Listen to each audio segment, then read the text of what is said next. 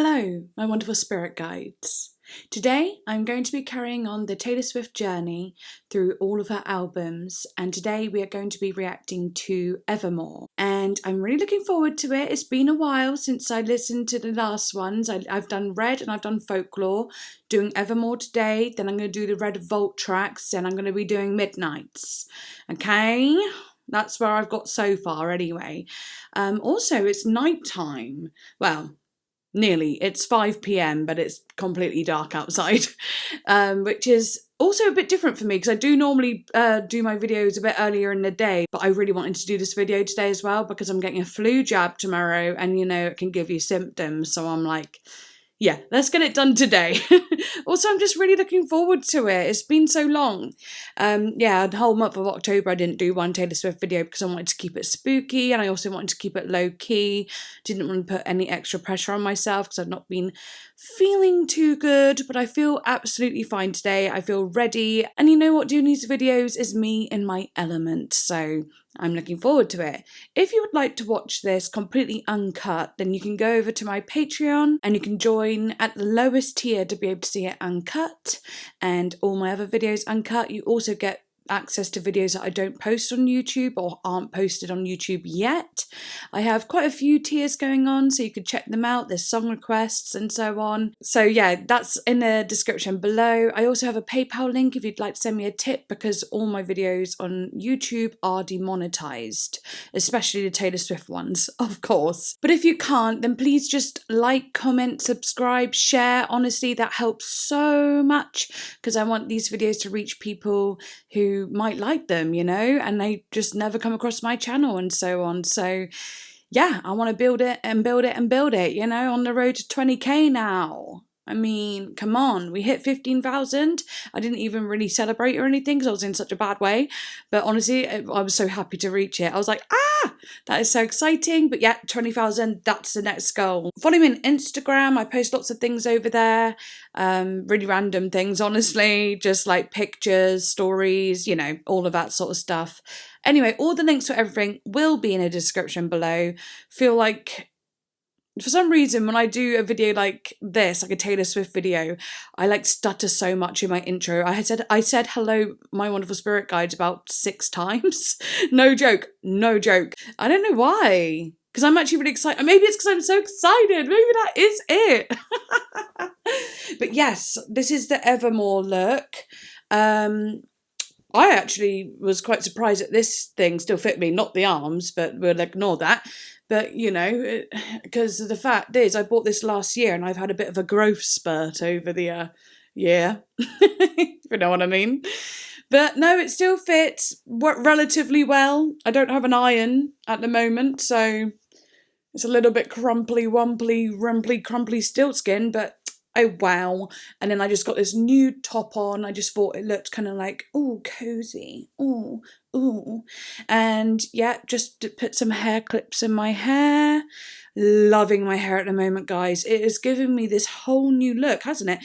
For some reason, I feel super classy with this hair. You know, I feel very like, oh, oh, oh, oh. It's just classy. It's just classy. Well, because the hair before was just like getting a little bit ratty. Just a little bit. That it was getting a little thin. It was a little bit, it just wasn't looking good. So I gave it a little cut and a dye, and I'm feeling it. I'm really feeling it. Makeup is just kind of like a very classic, low-key look, really. Well, I say low-key, it's very glam, but it's, you know, low-key for me. Definitely low-key for me. Yeah, just like neutral colours and stuff like that to fit the kind of vibes that Taylor was giving. She looked like she was wearing barely any makeup in the pictures, but I wanted to like do my own version, of course. But yeah, I think the lips suit this, and yeah, I'm loving this look. I'm just loving it. But anyway, let's get into it, you know? Stop going on about yourself, Fern, when it's all about Taylor Swift. It's all about T.S. T.T. Tay-Tay. Oh God, what am I like? Honestly, I feel awkward. I don't know why. I actually feel awkward. I think it's because, I don't know why. I spend a lot of time on my own at the moment. So, then I socialise and it feels weird. But I'm not actually socialising with someone that's talking to me. So, do you know what? I don't know. I think I started it awkward and now I'm being awkward. Oh, as soon as we start listening to music, I'll get into my flow. And also it's nighttime, so I feel weird. Well, it's not even nighttime, it's just dark outside. So I feel really weird.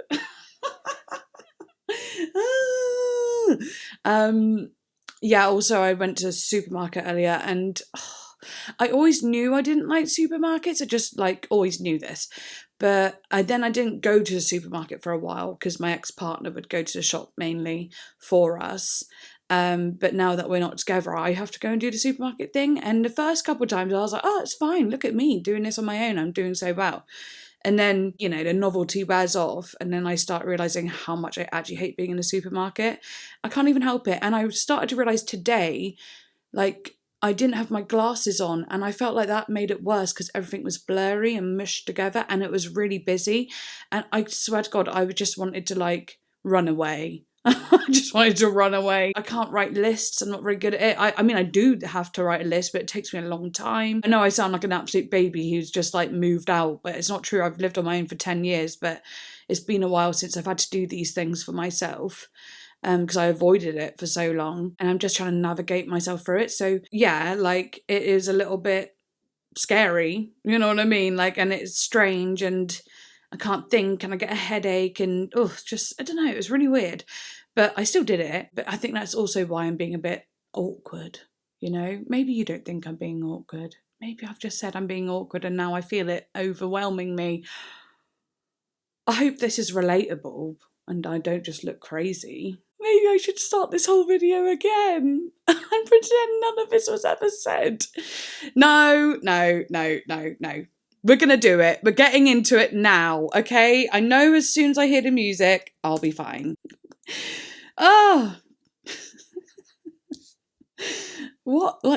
Why? Who am I? And I already have remembered that I need to put my glasses on.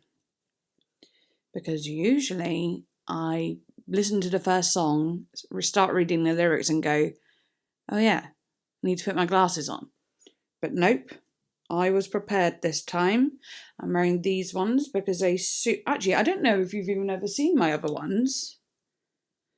Whatever, they're black rims.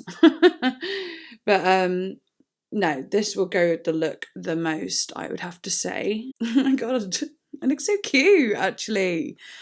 Oh, I'm loving the look today. The hair's a little bit annoying, up here, but don't worry about it. We're just going to ignore it. You know what, as well, the dark hair, I definitely feel like I have a bit of a Clark Kent going on. The female Clark Kent. Not necessarily Superman, but Clark Kent. You know what I mean? With the dark hair and the glasses. Yeah. I've always thought that when I've put glasses on, but especially now I've got black hair. Okay, yeah, just had a small technical problem, nothing bad. I just forgot to turn the Bluetooth off of my phone, which I record on, and my headphones connected to my phone, not the laptop. It was a whole thing, and then it stops my video. Everything goes a bit weird, so I've just had to restart it all. Oh, better put my screen recording back on. Because that would be so annoying. I think I did that with the folklore one, by the way. I had to, well, no, I know I did that.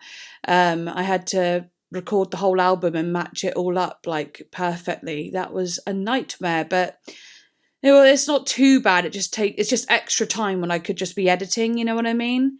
But no, it's okay. We're back and we're all groovy. It's all going to be okay. Right, first song is Willow.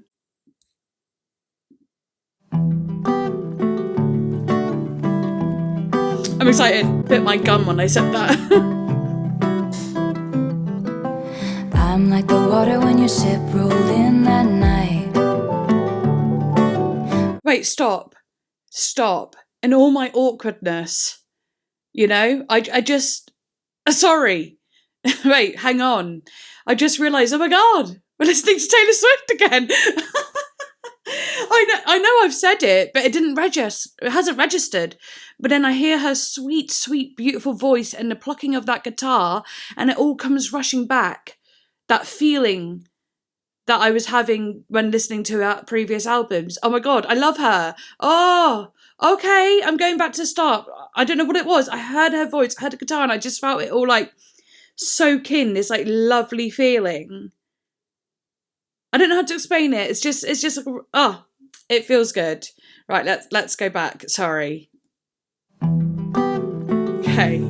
Oh, I'm so ready now. Rough on the surface, but you cut through like a knife.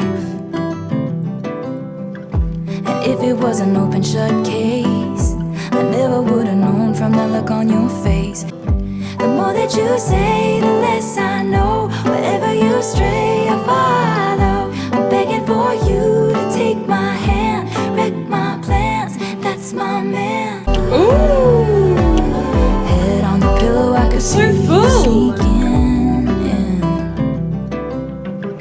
as if you were a mythical thing, like you were a trophy or a champion ring. You know that my train could take you home.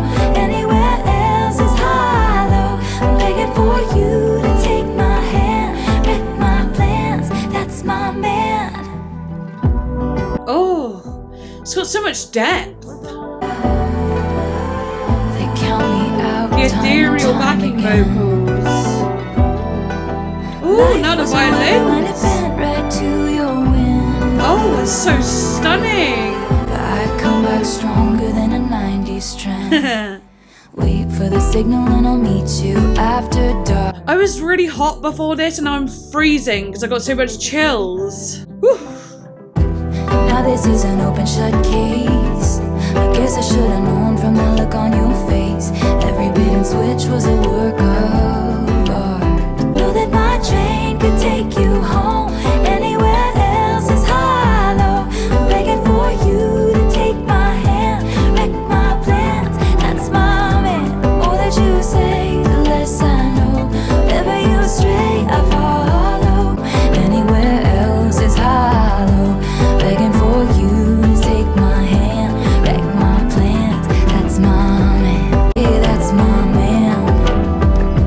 Begging for you to take my hand, wreck my plans. That's my man. Ooh, that's beautiful. Do you know what I was thinking? Isn't it The One is the first song of Folklore, I think. I remember when I first heard it, I was like, oh yeah, that's really pretty. But my perception of it was so different to what my perception was. Was it The One? Yeah. My perception of it was really different to what like it is after a few listens. And I always feel like that with first songs of albums. I think, like I said just now, like, oh my God, I just realised I'm listening to Taylor. Oh my God, it's all like sinking in. I think the first song always like has that, I'm almost a little bit like, oh, you know, like vacant or something as I'm listening to the music, because I'm suddenly like, oh my God, we're in this. Oh, we're here. You know, you've got to also think I've been doing my makeup, trying to sort out my hair. So it's very silent, very focused, and then straight into music. And I'm being like this, you know, like talking and, you know, expressive and whatever. So yeah, when I first hear like that song, it's so beautiful, by the way, ethereal, gorgeous, absolutely gentle. But I do have this feeling that like a few more listens, it's gonna soak in so much deeper, and I'm gonna actually love it. I feel like I'm gonna love it because there's actually so much simplicity to it that it'll be so easy to sing along to. And if I was to play it, say with my sister, we could like make it really nice with harmonies and really fun and interesting. Like it has a lot of space to do like beautiful things with, and they didn't go too far with the production. Like I felt like at the end it could have gone even like, oh okay, I'll think about you're at the movies and the screen is here and then suddenly the screen widens and you see more of the screen, of course. I felt like, you know, the ending could have done that, where there's more music being put in, more depth, more dynamic, but they didn't do it, and that's totally fine. I feel like, yeah, it's like an intro. It's very much like, I reckon there will be songs like that on this album, like there is on Folklore. Like when you think of The One, that's one thing, but then you think of like August. Oh, is it just called August? Yeah. And that one just has so much like beautiful moving parts. You know what I mean? Like, I don't know. But I like that this one was relatively simple, but as in like it didn't expand. It just kind of little expanding moments, just small, relaxed, low-key, beautiful. I am going to look at the lyrics. I was following them as I went. So I am just going to look at the about section because, I don't know, she's just saying like, wreck my plans, that's my man. But it's like not a bad thing. You know what I mean? It sounds like she's saying it as a good thing. The more you say, the less I know. Wherever you stray, I follow. I'm begging for you to take my hand, wreck my plans, that's my man. It's like she's saying, please wreck my plans. Like, all the plans I have made, can you please come in and just steal me away from them? Because I want to, that love where you kind of cancel everything and everyone out because you're so in love with this person, like that sort of feeling. Something sounds, it sounds actually nice a little bit, I guess. So Willow is the lead single, actually, of Evermore. And also, I want you to let me know if I should do, once I've done all the albums, should I do all the music videos as well, like era by era, basically. Anyway, during an interview for Apple Music, Swift revealed that she purposely chose Willow as a starting track for Evermore because she thought the music that Aaron Dessner had written felt witchy and magical, and that was a great vibe to set for the album. Oh, absolutely, those backing vocals were totally haunting and witchy, so beautiful. Also, Swift hinted at this song titled twice during the folklore era, the first time being a framed willow tree photo and Instagram post, and the second one being a subtle reference included in a tweet thanking Rolling Stone for ranking Folklore as the best album of 2020. Interesting. Also, Taylor has said, Willow is about intrigue, desire, and the complexity that goes into wanting someone. I think it sounds like casting a spell to make somebody fall in love with you. Oh, that's cool. Oh, I can't wait to hear it again now with my head more like in the zone, like not just there like, oh my God, this is nice. Like I said, I can't wait to like go in, hear it again and again and let it all sink in. Also, in an interview with Apple Music, Swift said, I liked opening the album with that because I loved the feeling that I got immediately upon hearing the instrumental that Aaron created for it. It felt strangely witchy. It felt like somebody standing over a potion, making a love potion, dreaming up a person that they want and the person they desire, and trying to figure out how to get that person in their life, and all the kind of misdirection, bait and switch and complexity that goes into seeing someone, feeling a connection, wanting them and trying to make them a part of your life. It's tactical at times, it's confusing at times, it's up to fate, it's magical and it's weird. It felt a bit magical and mysterious, which is what I wanted people to feel going into an album that was a collection of these stories that were going to take them in all kinds of directions. So I wanted to start them with sort of a setting of the vibe. Also, one of the main themes throughout Folklore was conflict resolution, trying to figure out how to get through something with someone, or making confessions, or trying to tell them something, trying to communicate with them. Evermore deals a lot in endings of all sorts, shapes and sizes, all the kinds of ways we can end a relationship, a friendship, something toxic, and the pain that goes along with that, and the phases of it. Oh, interesting. Okay, that gets me excited. Let's move on. I do wish I went into the lyrics a little bit more, but we're going to move on for now. I'll get in with the other ones a bit more. Right, okay. Champagne Problems is the next song.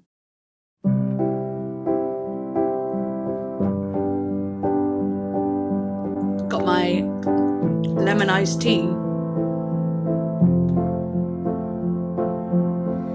You booked the night train for a reason. Sounds so pretty. So you could sit there in this hurt.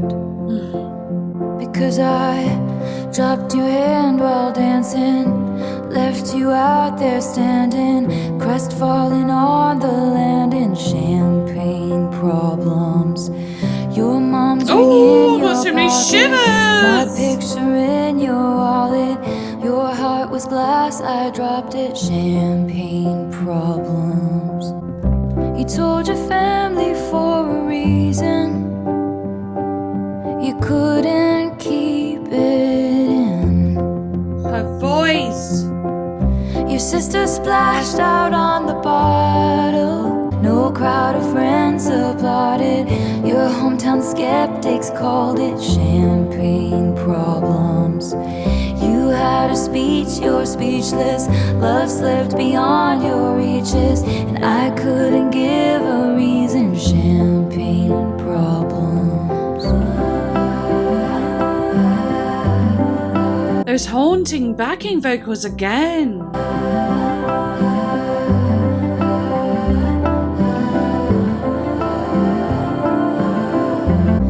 Midas touch on the Chevy door, November flush and your flannel cure. This dorm was once a madhouse. I made a joke, well it's made for me. How? And soon they'll have the nerve to deck the halls that we once walked through. One for the money, two for the show. I never was ready, so I watch you go. She would have made such a lovely bride. What a shame she's fucked in the head, they said, but you'll find the real thing instead. She'll patch up your tapestry that I shred and hold your hand while dancing. Never leave you standing. Your mom's ring in your pocket, her picture in your wallet. You won't remember all my champagne problems. Ooh. Oh, it's so sad. Second song in, and here we are, already on the verge of tears.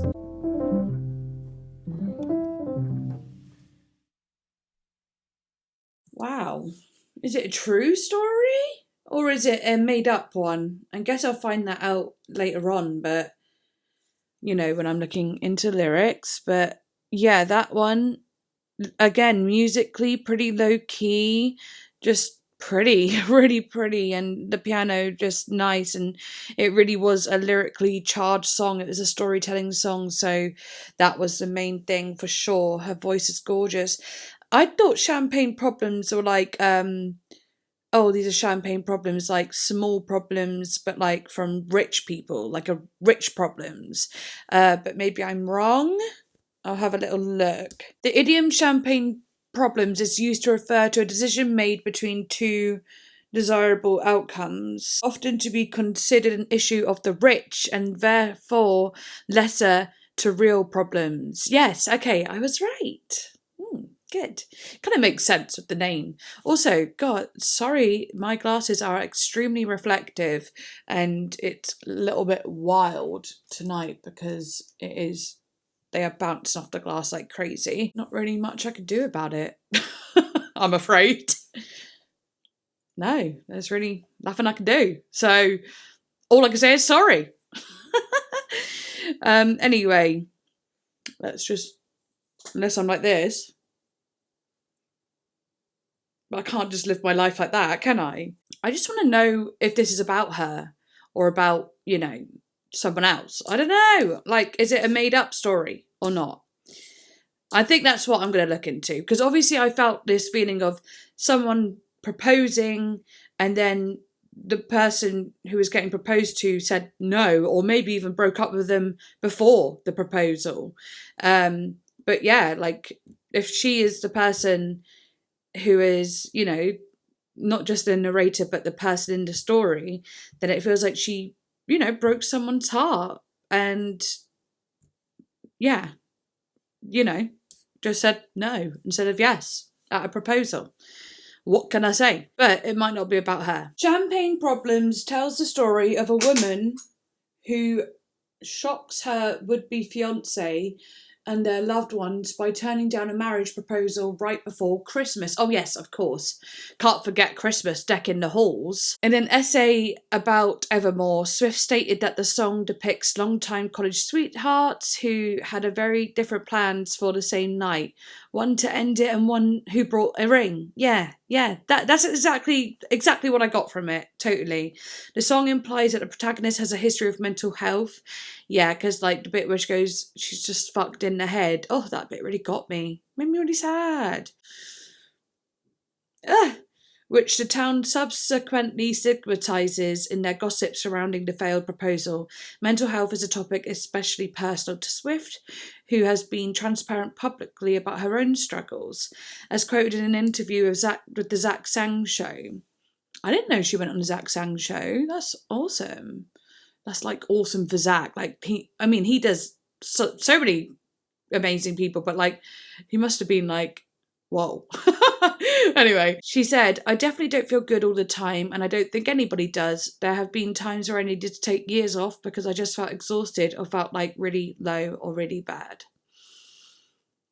Yeah, I get it, girl. In an interview with Apple Music, Swift explained, well, Joe and I really love sad songs. We've always bonded over music. He started that one and came up with the melodic structure of it. I'd say it was a surprise that we started writing together, but in a way it wasn't, because we have always bonded over music and have the same musical taste. And he's always a person who's shown me songs by artists and then they become my favourite songs or whatever.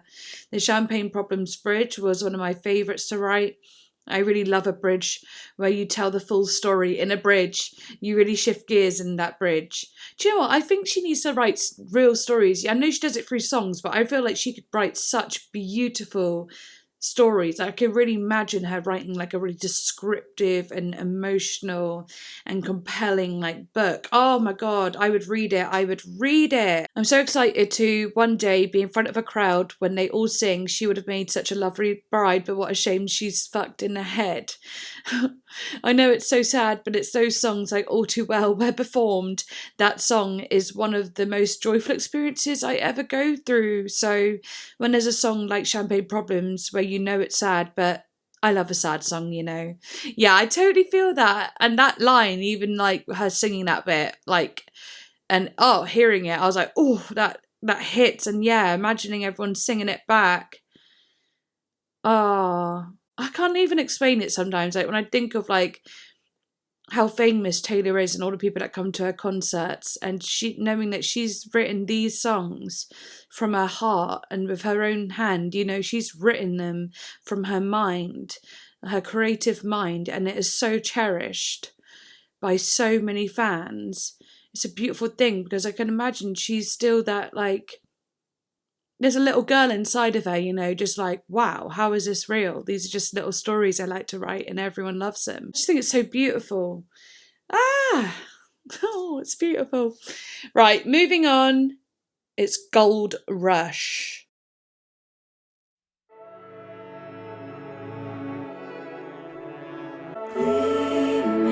Oh, that's pretty.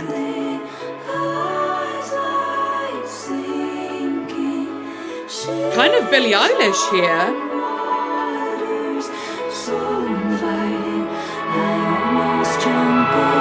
I don't like a gold rush. Wouldn't expect this sound. Than anyone without to feel your touch. Everybody wants you. Everybody wonders what it would be like to love you. Walk past, quick brush. I don't like slow motion, double vision in rose blush. But I don't like a gold rush. What must it be like to grow up that beautiful? With your hair falling into place like dominoes.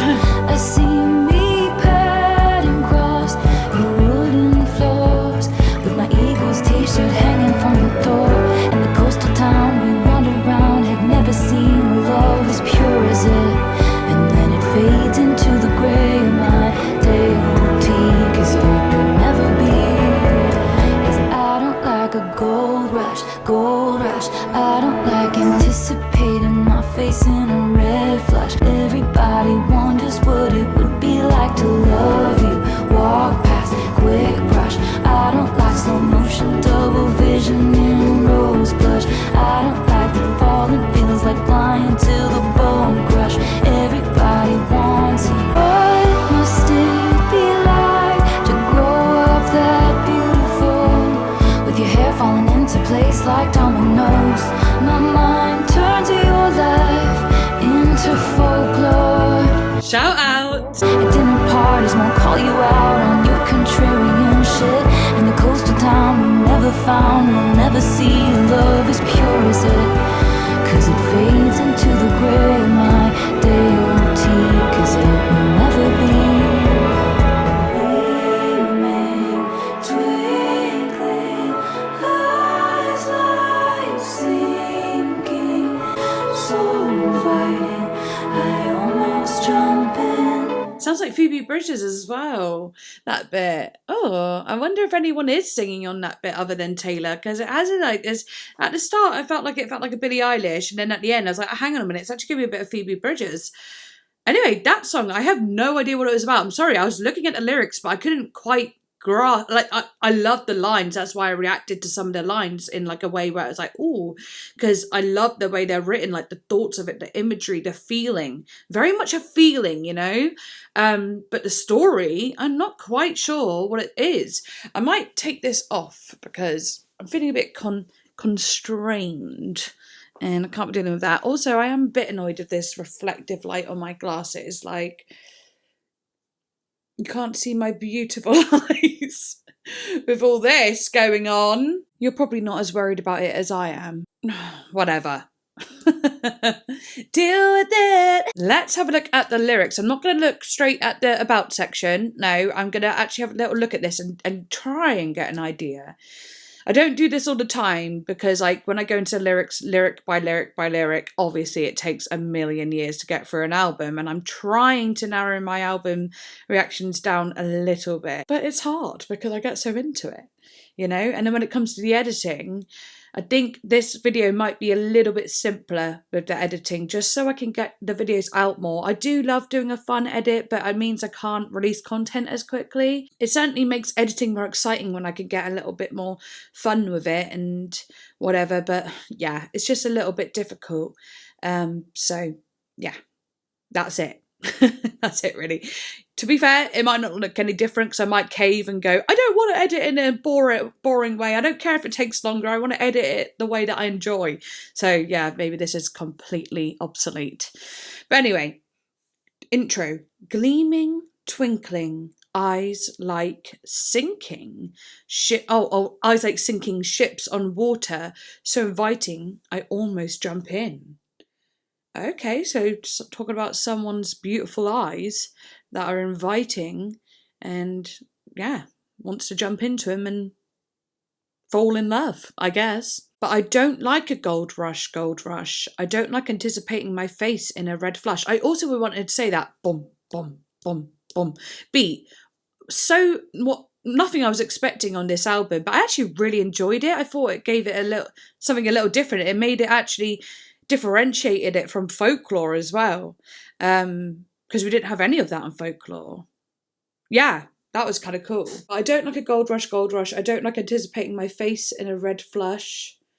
I don't like that anyone would die to feel your touch. Everybody wants you. See, this is all confusing. I'm like, is she talking about someone who's like a celebrity or something, and she doesn't want to fall in love with a celebrity because they are someone that everybody loves and she kind of wants them all to herself? Or is that just a weird thing to say? I don't know. But anyway, everybody wonders what it would be like to love you. Walk past quick brush. I don't like slow motion, double vision and rose blush. It's like she walked past quick brush like tries to avoid them. She doesn't want a slow motion, double vision. She doesn't want to fall in love that hard with this person. And it might not be a story about her again. It might be a story she's made up. I don't like that falling feels like flying till the bone crush. Yeah, so falling in love feels like flying, but then the bone crush, when your heart gets broken, you know? She knows heartbreak. She knows what it feels like, so she's very wary to fall in love with this person. Everybody wants you, but I don't like a gold rush. I wonder what she means by gold rush, because isn't a gold rush to do with like when you actually think of a gold rush, it's like mining for gold and getting loads of gold and like finding areas where there's so much gold, and it's you know what I mean, like it's a time, the gold rush. Hang on, the gold rush. Californian gold rush was a gold rush that began on January 24th, 1848, when gold was found by James W. Marshall at Sutter's Mill in Coloma, California. The news of gold brought approximately 300,000 people to California from the rest of the United States and abroad. Yeah, so exactly. Gold rush to her might be like the feeling of like just a rush of like love, you know. I don't like to feel the rush of it. I don't want to fall in love fast. And, you know, I don't like anticipating my face in red flush. Like, she doesn't want to think of herself getting rosy cheeks, and maybe that's the first signs of knowing that she's falling for someone, is because her cheeks get red round them. She doesn't want to fall in love. She doesn't. And she doesn't want to fall in love with someone who everyone loves. That's what the song's given me so far. What must it be like to grow up that beautiful with your hair falling? I love that bit. What must it be like to grow up that beautiful? And it's like sang in a very long, drawn out lines. And then with your hair falling down into a place like dominoes, it's all like squeezed together. I love that dynamic of it, like la la la la la la la la la la la la. I love it. It's so cool. Also, me and my sister were trying to learn This Is Me Trying, and some of the ways she says the lyrics were so confusing, and we were both getting like really like tongue twisted and tongue tied when we were trying to like correct the rhythm of the lyrics so that we could sing in perfect unison and harmony. It was quite interesting because she really does do little moments where it's almost like she's talking and singing, and they're very much in a cadence of her own and not like a simple easy way, where everyone can just sing along easily. She has her own little unique way, which I love. I think it adds to the storytelling. So yeah, she thinks this person is beautiful.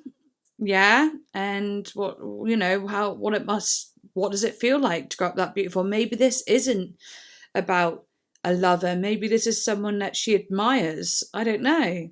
But then I see me padding across your wooden floors with my Eagles t-shirt hanging from the door, almost like saying, oh no, she's gone and done it with him. She's gone and fallen in love, and now she's there with a t-shirt hanging over their door. I don't know.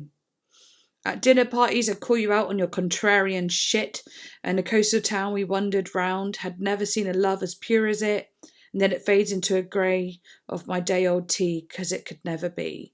Ooh, like maybe it's like she's imagining that, like, oh, at parties I do this, and like in the coastal towns we wandered round, and it's very like, oh, imagine, but then it fades into grey, of my day old tea, because it could never be. Or this really did happen, but she's got that real anxiety, that anxiety of, that sounds all lovely and all that, but this will end badly. This will end badly, and it could never truly be, so I need to cut it off now. I love that though, fades into the grey of my day old tea. I love that imagery because it looks so like beautiful and bright into like then this loneliness and this staleness. Oh, so it looks great, Yeah, I'm going to have a little look at what is said about it now. Gold Rush is a song depicting the jealousy the narrator has because she is attracted to someone who everyone admires. Okay, so yeah, I really did understand the song. That's good. Because of this, she has to stop picturing herself with them. She's singing about dreaming for someone that everybody else wants. She's daydreaming about someone, then snapping out of it. She's catching herself getting the idea of the person stuck in her head. Oh my god, I really got this right. Yeah, okay, cool. The narrator's dislike of jealousy and anxiety in relationships and possible self-esteem issues leads them to decide their fantasy relationship isn't worth it without giving it a try. I get that. Do you know what? I've always been a bit like this, but I get really fixated. If I like fancy like a celebrity or something, I suddenly like it hits me like a ton of bricks sometimes. And now that I'm single, it's hitting me worse than ever. Oh, but I like dream about them. Like I could watch like one video that day, including, a person, and then that night I'm having the deepest, longest, most like fun dreams about them, and then I wake up feeling like an ache, like this, and it will never be.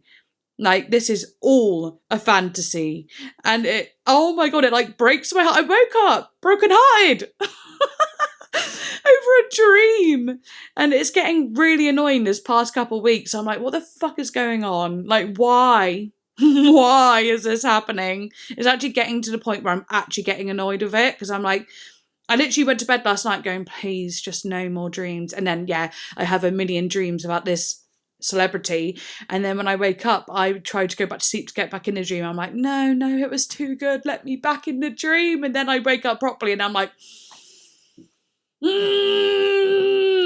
this is frustrating. I know this is like the complete opposite of that, like kind of trying to, but it's not the complete opposite actually. But the meaning of it is different. Like, she doesn't want to fall in love with someone who everyone else loves because of jealousy. That's not my reasoning. My reasoning is just I will never be with them because I am here in a very small town in England, and you know what I mean? I'm a nobody. So, you know what I mean? Bit different. But actually, it's funny she's singing about that because I'm sure people would feel that exact same way about her, I guess it makes her even more relatable to know that she has feelings like this, but I can guarantee there are so many people that feel the same way about her, for sure. It's called "'Tis the Damn Season," bitch. Let's go. Doesn't say bitch on the end, by the way, but you already know that. Oh, I like this guitar a lot. If I wanted to know who you were hanging with while I was gone, I would have asked you. It's the kind of cold fogs up windshield glass, but I felt it when I passed you. But if it's all the same to you, it's the same to me. So we could call it even. You could call me babe for the weekend. 'Tis the damn season, write this down. I'm staying at my parents' house, and the road not taking looks real good now. And it always leads to you in my hometown. The holidays linger like bad perfume. You can run but only so far. We could call it even. You could call me babe for the weekend. I'm loving the melody. Season, write this down. I'm staying at my parents' house, and the road not taking looks real good now. Time flies, messy as the mud on your truck tires. Now I'm missing your smile, hear me out. We could just ride around, and the road not taking looks real good now. I won't ask you to wait if you don't ask me to stay. So I'll go back to LA and the so-called friends who write books about me if I ever make it, and wonder about the only soul who can tell which smiles I'm faking. And the heart I know I'm breaking is my own. So leave the warmest bed I've ever known. We could call it even though I'm leaving. And I'll be yours for the weekend. 'Tis the damn season. We could call it even. You could call me babe for the weekend. 'Tis the damn season. Write this down. Time flies, messy as the mud on your truck tires. Now I'm missing your smile. Hear me out. We could just ride around, and the road not taking looks real good now. And it always leads to you in my hometown. It always leads to you in my hometown. Really love like the layered vocals and harmonies in this one, and the melodies. You know what? I actually feel like this one, I really like the melodies of the vocals and everything, and I love that guitar playing more than the lyrics. Normally the lyrics stand out so much, but I was like, I don't know, it almost felt like I was reading them but not soaking them in at all. More so than the last one as well, because the last one I was kind of following, I understood a bit more, but this one I was just like, I don't know, it was like actually I was getting taken away from the lyrics because I was just loving the melody so much and the cadence, of her lyrics, the way she was saying them. Again, like I was saying, those like really unique sort of melodies, and like where she puts the words and how she says them, the cadence literally, and what parts she accents as well, like the bits that like stand out and pop out. I don't know, it's just so interesting. It's detailed, and I was loving following the pattern of it. I loved that so much. So it sounded like, what I will say is like, it sounded like in her hometown being in love with someone. Maybe when she goes to her hometown, she always has like a romantic thing, or maybe it's a storytelling thing. Again, it's not about her, but let me just say it like this because whatever, it's easier. Goes to her hometown and someone that she used to have a thing with or whatever, they always have like a seasonal fling with every time she comes home for the holidays. But then she's like, should I come home this year?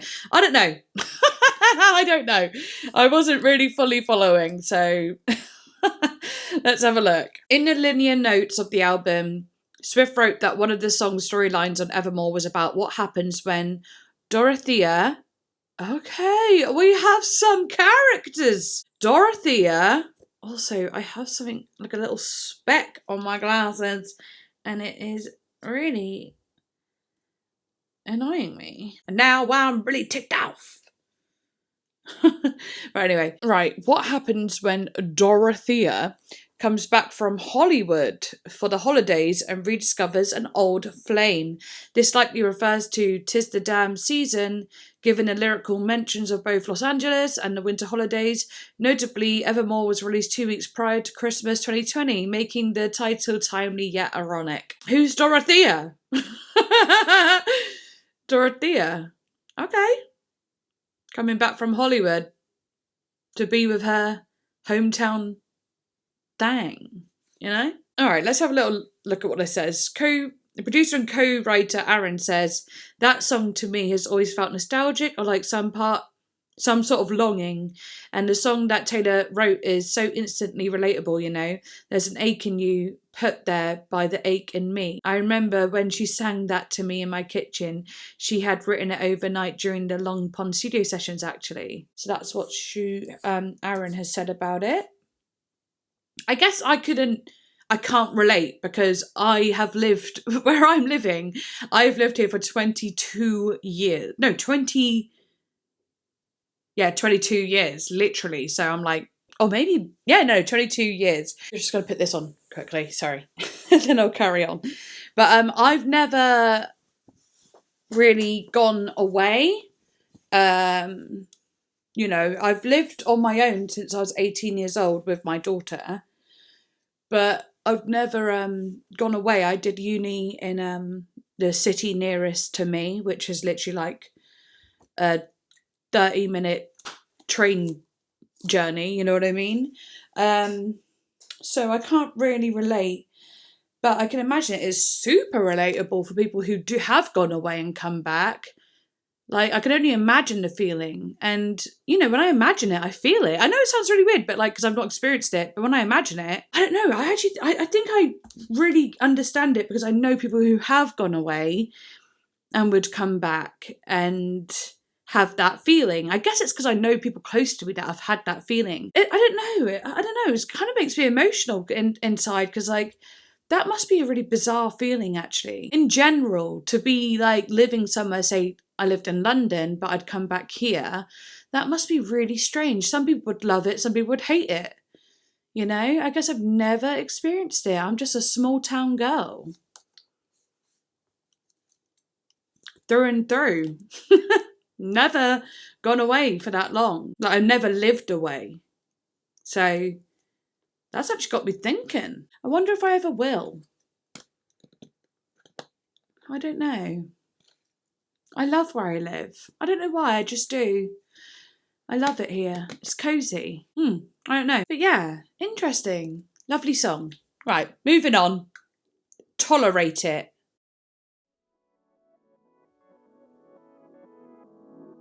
Okay.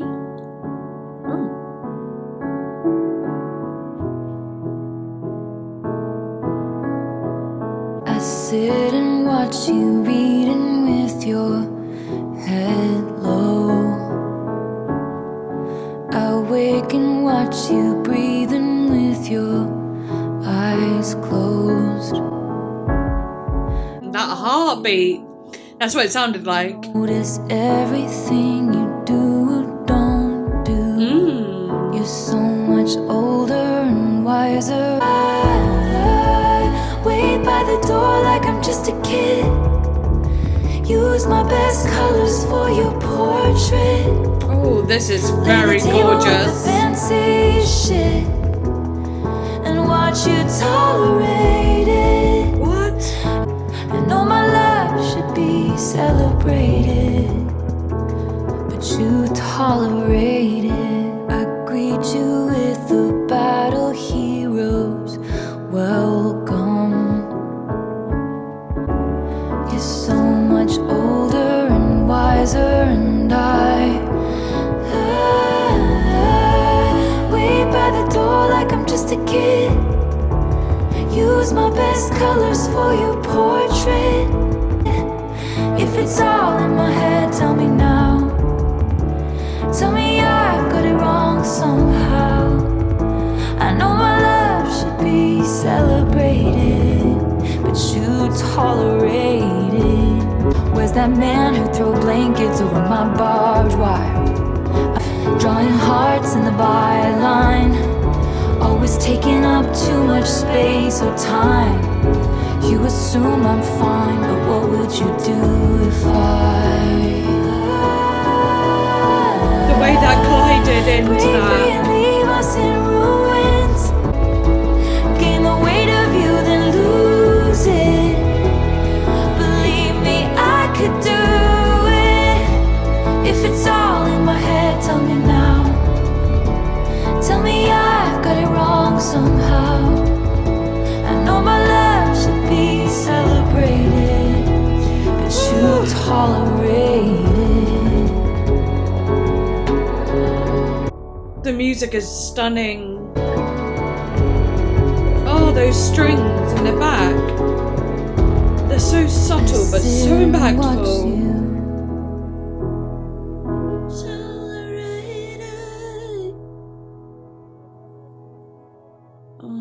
The reverse sounds like there was at the start.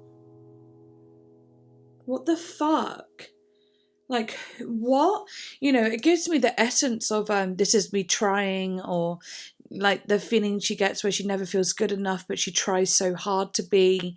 You know, that's interesting. Oh, I'm gonna go for the lyrics, like lyric by lyric here, because that fucked me up. I sit and watch you reading with your head low. I wake and watch you breathing with your eyes closed. I sit and watch you. I notice everything you do or don't do. You're so much older and wiser, and I. So, like, she puts this person on a pedestal. She is obsessed with this person. They are older. They are wiser. She really looks up to them. And you know, it's already a little bit of a red flag, the fact that they are much older. You know, there's already a power dynamic there within the ages. I wait by the door like I'm just a kid, and of course, waiting by the door reminds me of the bloody All Too Well song. So it already gives me little triggers. It's a bit triggering. Use my best colours for your portrait. Lay the table with the fancy shit and watch you tolerate it. Like, she's literally like, again, it reminds me of Mirrorball as well, you know. I walk on tightropes, I do all this stuff for you, you know. It's like that again, but with like, rather than it being for the fans or like media or people that, you know, the people, this sounds like it's definitely for a person, like a singular person who she loves. Maybe even a parent. But I don't think it is a parent, but it does have that weird, like, trying to make your parent proud feeling. And maybe that is something she has felt growing up, that she always has to make her parents proud. And then, you know, she may have gone for older guys for that reason. I don't know. But never receiving that praise that she wants so much. But anyway, she really feels like this person just tolerates her doing all this stuff for them and trying to do all the best things, and like her love, they tolerate her love is what I'm trying to say. Not just all the things she does, but they just tolerate her and her love in general. She doesn't feel loved by them back. If it's all in my head, tell me now. Tell me I've got it wrong somehow. I know my love should be celebrated, but you tolerate it. You know, she's also grown enough to be able to go, I know my love should be celebrated. She has her own back there. She goes, I know my love should be celebrated. I know that I deserve more than this. But you just tolerate it. I greet you with a battle hero's welcome. I take your indiscretions all in good fun. I sit and listen. I polish plates till they gleam and glisten. You're so much older and wiser than I. So yeah, again, saying I greet you with a battle hero's welcome. Like, I don't know why. I know it sounds really weird, but and I'm not comparing Taylor to a dog, but the way I saw it was like, yeah, a person is like super excited to see their loved one come home from war, but a dog is way more excited. Like when you see their excitement, it's so extreme. So I kind of, the way she sang it to me, I felt the extremity of what a dog feels when their owner gets back from the war or whatever. You know what I mean? Like it just felt that much more deeper and bigger. Just the way she says it, the way she writes it, it hits you with the feelings that are just so huge, you know. Take your indiscretions all in good fun. So like, you know, she kind of plays off like his criticisms and, you know, turns it into banter and goes, oh, ha ha ha, you know, very like that. Because she just loves him so much. I sit and listen, I polish plates until they gleam and glisten. You're so much older and wiser than I, again, reiterating that point. She's listened to him, she is attentive, very. And then we get to the bridge where it says, while you were out building other worlds, where was I? Where's that man who'd throw blankets over my barbed wire? You know, where's that man who used to protect me and look after me and heal my wounds and the barbed wire, my spikiness that I, you know, my rage, my anger, my pain? Who's the one that would throw blankets over it and soften it and make me smooth and soft and, you know, warmer? You know, there was once that person. That person existed once, you know, probably nearing the start of the relationship. I made you my temple, my mural, my sky. Now I'm begging for footnotes in the story of your life. Like this guy, he doesn't give her anything. He doesn't even like express himself or tell her much about his day or anything. She barely sees him. Drawing hearts in the byline, always taking up too much space or time. That bit isn't a byline. Is it the bit like, you know, the column? What is a byline? Is it the column on like lined paper and drawing little pictures in it and then always taking up too much space, like only using that tiny column and not the rest of the page because she feels like she's taking up too much space? Like that is just so painful if that's what it means. A byline is a line in a newspaper article that names the article's author. Okay, despite being left out of her lover's story, she is drawing hearts around their name, which further indicates the one-sidedness of their relationship. Okay. Byline is a line in a newspaper article. Yeah, because isn't that just a column? I can't think of what that is on lined paper anymore. I don't think I've written on lined paper since I was in school. She is drawing love hearts around their name like he is the author of a newspaper. Maybe that is it. Yeah, okay, that's interesting. Always taking up too much space or time. You assume I'm fine, but what would you do if I? But yeah, always taking up too much space or time. I'll click that. Even though Swift seems to give her all into this relationship and not having her partner do the same, she has also been gaslighted. She has also been gaslit to the point where she also feels that it's her fault the relationship is falling apart. And this line shows Swift blaming herself for it. Yeah, definitely sounds like she's blaming herself, always taking up too much space or time, but it feels like she's always felt like that though. The way she sings it, and just with the other songs I've heard already, it's like she has a tendency to fall into that way of thinking and feeling when she's in a vulnerable situation, and maybe being in a situation where she is in a relationship that is kind of toxic, you know. But yeah, you assume I'm fine, but what would you do if I break free and leave us in ruins? Took this dagger in me and removed it, gained the weight of you, then lose it. Oh, that's so interesting. Gain the weight of you, then lose it, because it's so specific. Like, I know it could be metaphoric, but actually it's interesting because when you're in love with someone, people tend to put on weight sometimes, you know. You fall in love and then you're so comfortable and cozy, you lots of nights in, nice meals, cooking together, you end up putting on weight. But then when you break up with someone, you lose it, and it's almost like the revenge body, right? And it's like, oh, look what you've missed out on, you know, very much that in typical kind of breakup scenarios. Not everyone, of course. Also, like, even in a sexual way, I know it sounds weird, but like, gain the weight of you, like, on top of me, but then lose it, you know, and then you're never going to be on top of me again, like I'm pushing them off, you know, this kind of dominance in all sort of areas as well. Like, whether it be sexual or the weight of their problems or the weight of their aura, the weight of their work, the weight of their family, the weight, the weight of everything that surrounds them, and then losing it. I don't know, there's something to it that has so much going on, and I love that. If it's all in my head, tell me now. Tell me I've got it wrong somehow. I know my love should be celebrated, but you tolerate it. Yeah, interesting. It is, and it's interesting to feel like she's there going, if I'm getting this all wrong, just let me know. Like, I don't know, maybe I am getting this wrong, but I don't know if I am. So please just tell me. This person gives her nothing. Like, she has no idea where she sits with this person. And that's got to be hard. But she's saying, I could break free from this. I could. And it would ruin everything. You would be broken without me because you do need me, because I am here making everything shine, washing the dishes, setting the table, making it all beautiful for you. If, I wasn't here, who would be doing it?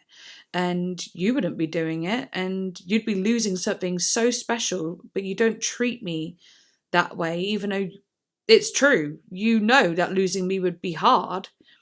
So why don't you treat me with more respect and love? I don't know, it's crazy. God, I'm so tempted to just take my bra off because I'm being squeezed.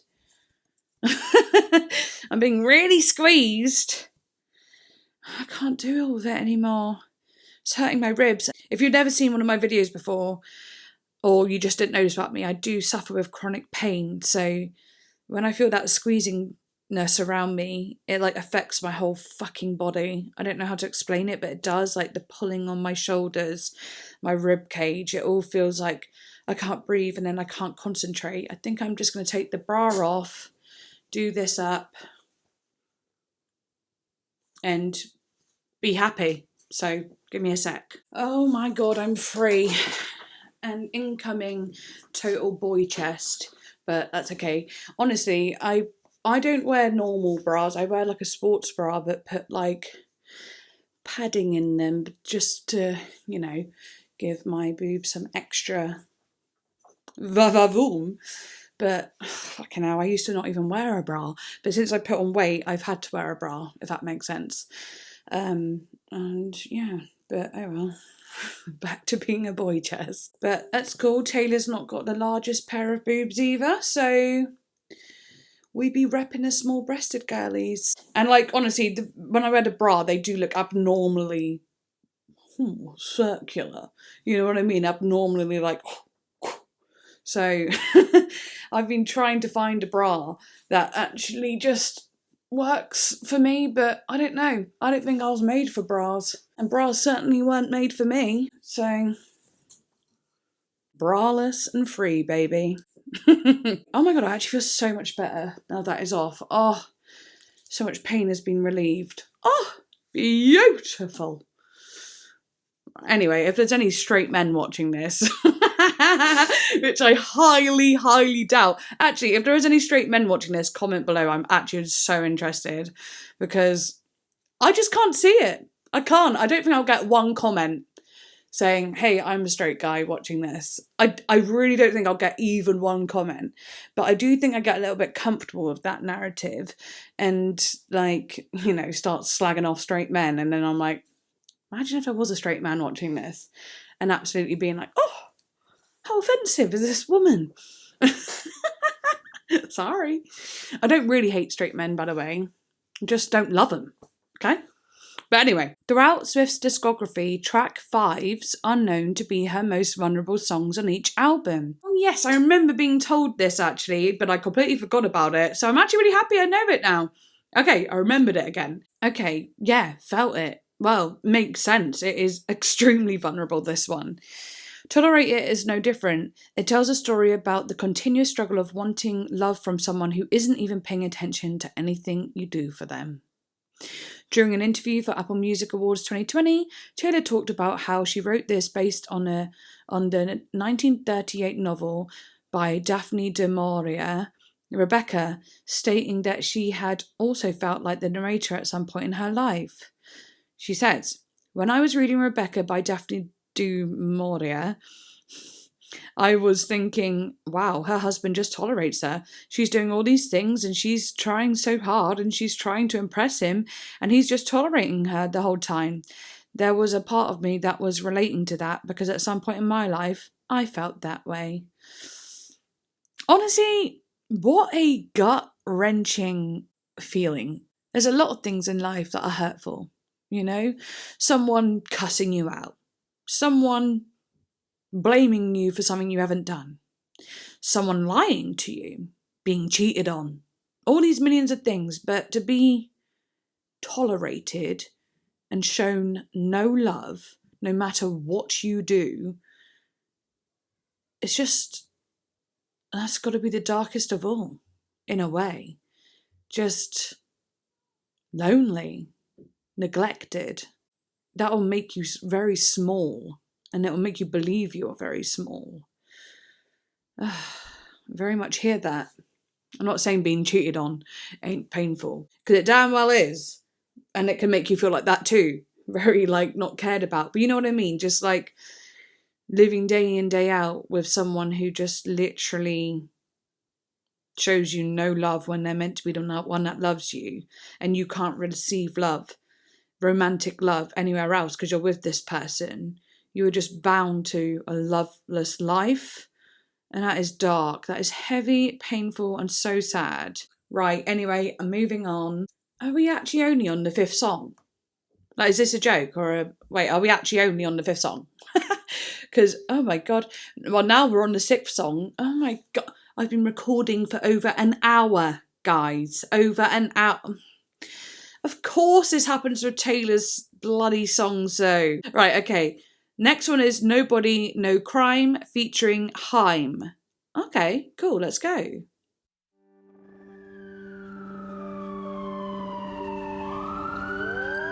He did it. He did it? He did it.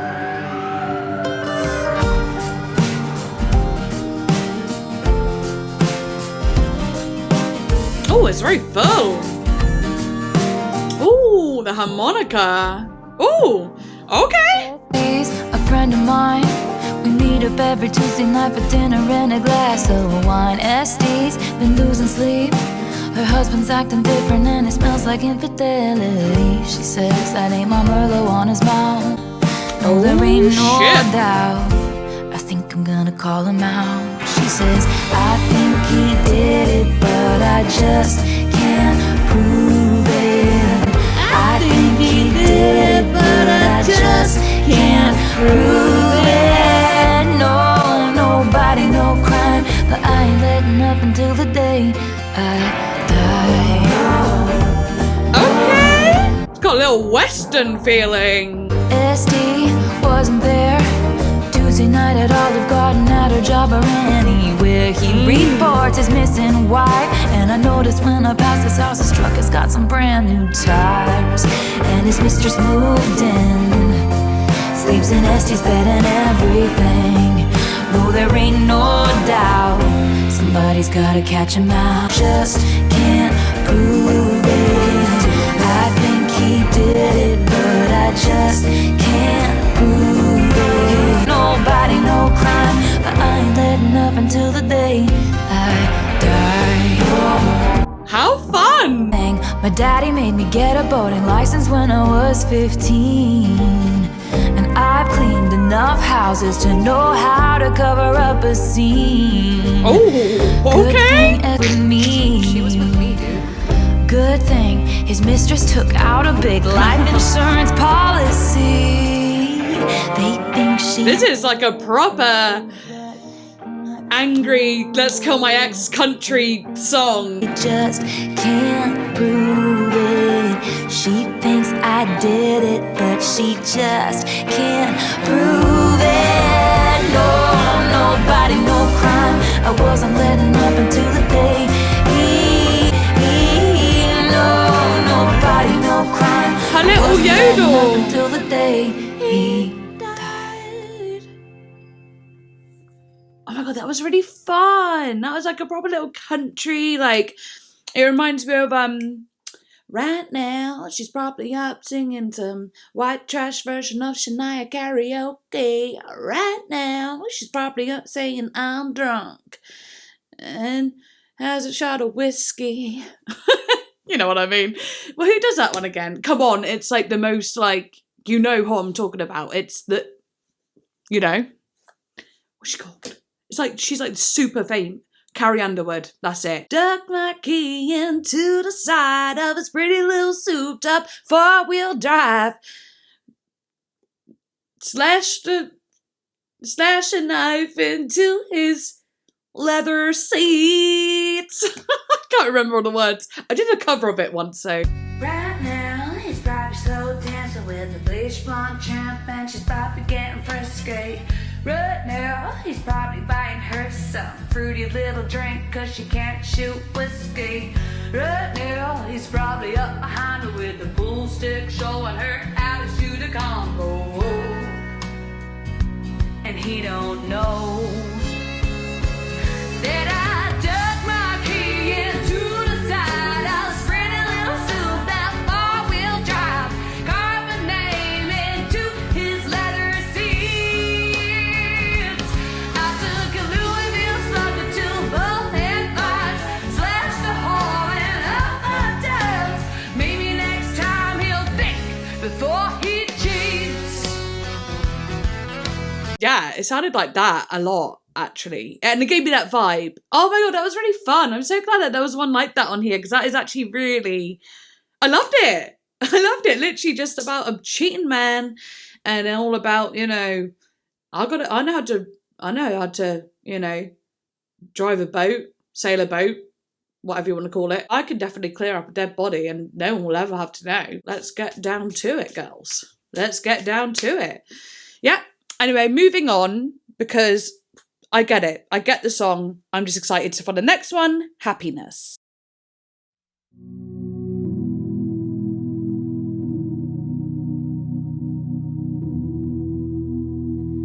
Honey, when I'm above the trees, I see this for what it is. But now I'm right down in it. All the years I've given is just shit we're dividing up. And in the disbelief, I can't face reinvention. I haven't met the new me yet. There'll be happiness after you, but there was happiness because of you. Both of these things can be true. There is happiness past the blood and bruise, and there is happiness. Oh, those low tones. Tell me, when did your winning smile begin to look like a smirk? When did all our lessons start to look like weapons pointed at my deepest hurt? I hope she'll be a beautiful fool who takes my spot next to you. Through all of my fury, you Building some tension. Yeah. But there was happiness because of me. Both of these things I believe. There is happiness in our history. Across a great divide, there is a glorious sunrise. I can't make it go away by making you a villain. And I pulled your body into mine every goddamn night. Now I get fake niceties. No one teaches you what to do. A good man hurts you, and you know you hurt him too. Honey, when I'm above the trees, now my eyes leak acid rain on the pillow where you used to lay your head.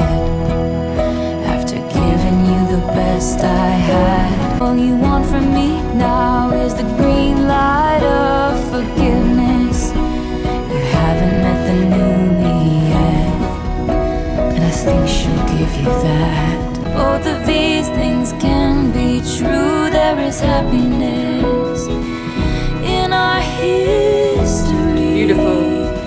Across a great divide. Oh, leave it all behind. Leave it all behind. And there is happiness.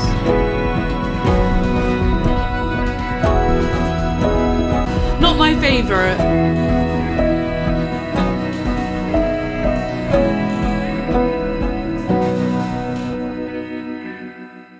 Yeah, musically not my favourite. I found the tension a little bit too much, actually. There was no real release. It was just this building, plunk, plunk, plunk, plucking, and I don't know. It just wasn't my favourite. It didn't hit me in like a strong way. I love the words, obviously, about ending a relationship with someone and saying there will be happiness after them, but there was happiness with them and both can exist at the same time. There's little bits of like pain and there's bits of, you know, it's just like a really healing song, I would have to say. And I like the lyrics about the green light of forgiveness, and I think the new me will give you that. Like, yeah, I love it. I think it was gorgeous with the lyrics and the singing. I just didn't love the sound of the song all that much, if I'm honest. It just felt a little bit, no, it just didn't like grab me, if you know what I mean. But yeah, with that being said, I'm gonna move on. Right, okay. This song was called Dorothea, who was mentioned earlier. I'm ready. Let's do it. Come on, Dorothea. Interesting name you have, my darling. I like it. Hey Dorothea, do you ever stop and think about me? When we were younger, down in the park, honey, making a lark of the misery. A tiny screen's the only place I see you now, and I got nothing but well wishes for ya. Okay. Ooh, this place is the same as it ever was. It's never too late to come back to my side. The stars in your eyes shined brighter in Tupelo. And if you're ever tired of being known for who you know, you'll always know me, Dorothea. Pretty.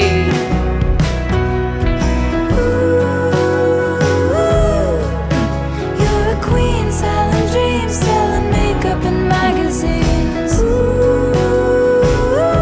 Hey Dorothea, do you ever stop and think about me?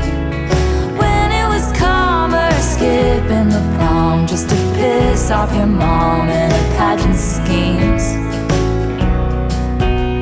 And damn Dorothea, they all wanna be ya, but are you still the same soul I met under the bleachers? Well, and you'll go on with the show, but it's never too late to come back to my side. The stars in your eyes shined brighter in Tupelo. And if you're ever tired of being known for who you know, you'll always know me. Oh, this is cute.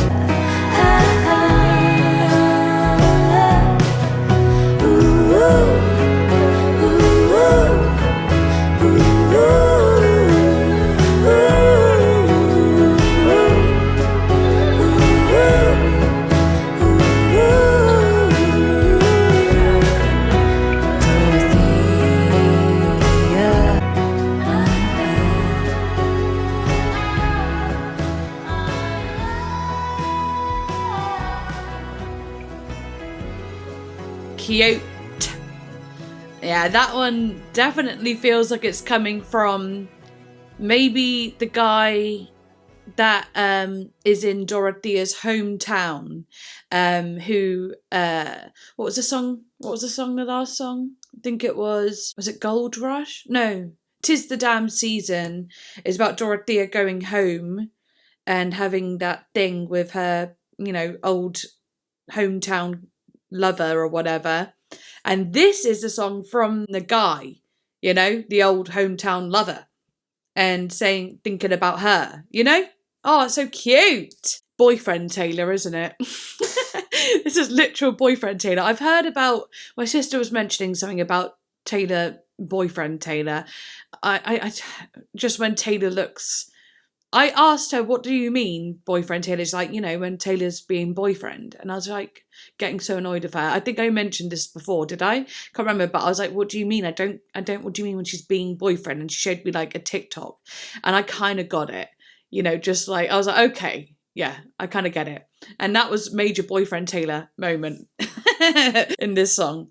But quite literally, because she's actually singing from the male perspective here, which I love that she does. I think that's so cool. And it even had that feeling, you know, the song immediately gave me a little bit of like Oasis or some sort of indie feeling like that. And it felt masculine. So actually it's really clever the way she does it. Let's have a look at the about section, even though I know what it's about, but you know, let's look at it anyway. Swift referred to the titular character as a girl who left her small town to chase down Hollywood dreams. 'Tis the damn season. It's likely the story of her return back home for the holidays. Dorothea itself seems to be told from the point of view of an old hometown lover. Oh, literally using my same words. Taylor has clarified the Dorothea narrative is not a direct continuation of the Betty James August storyline, but in her mind, Dorothea went to the same school as Betty James and Inez. Ha! That's cute! Oh, creating a whole world. I love that. Right, anyway, moving on, because we've got to get through this, you know, a little bit quicker than usual, even though I know it won't be, because I've already taken so long at the start. But, yeah, Coney Island feat The National.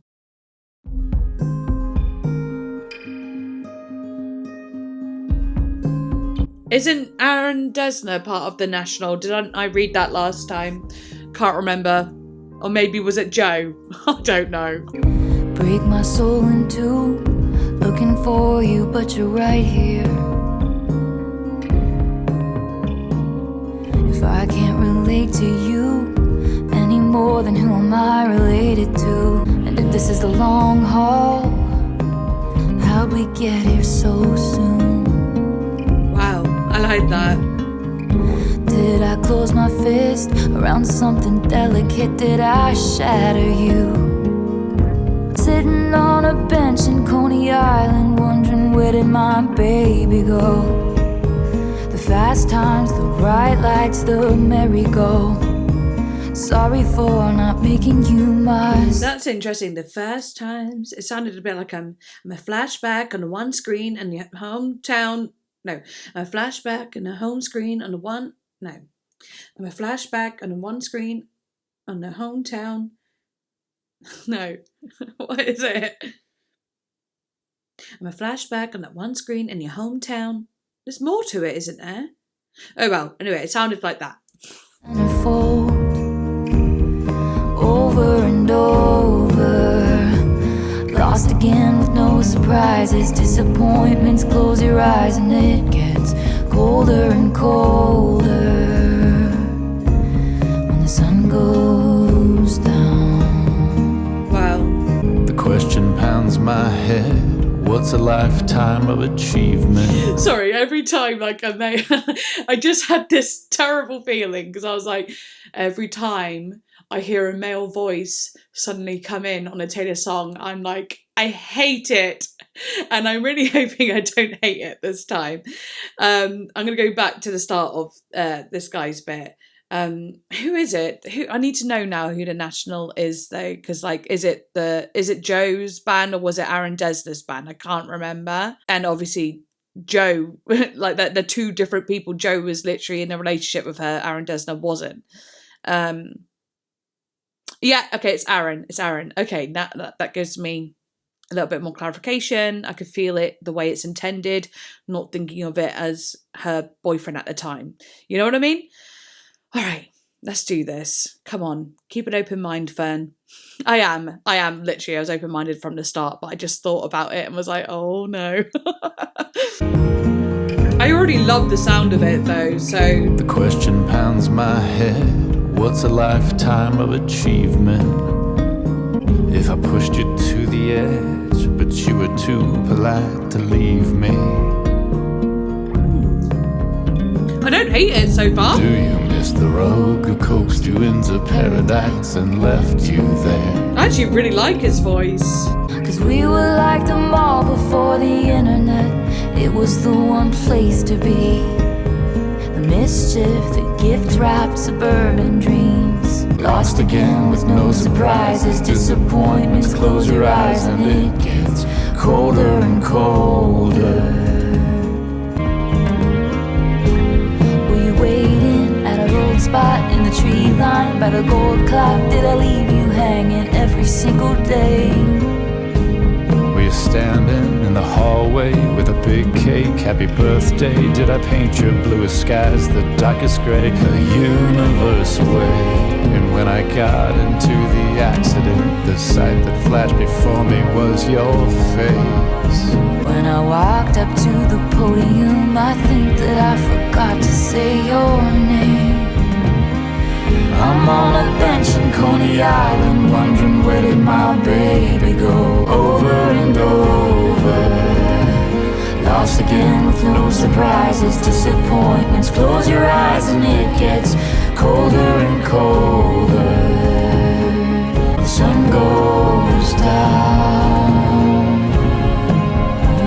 The sight that flashed before me was your face. When the sun goes down, over and over.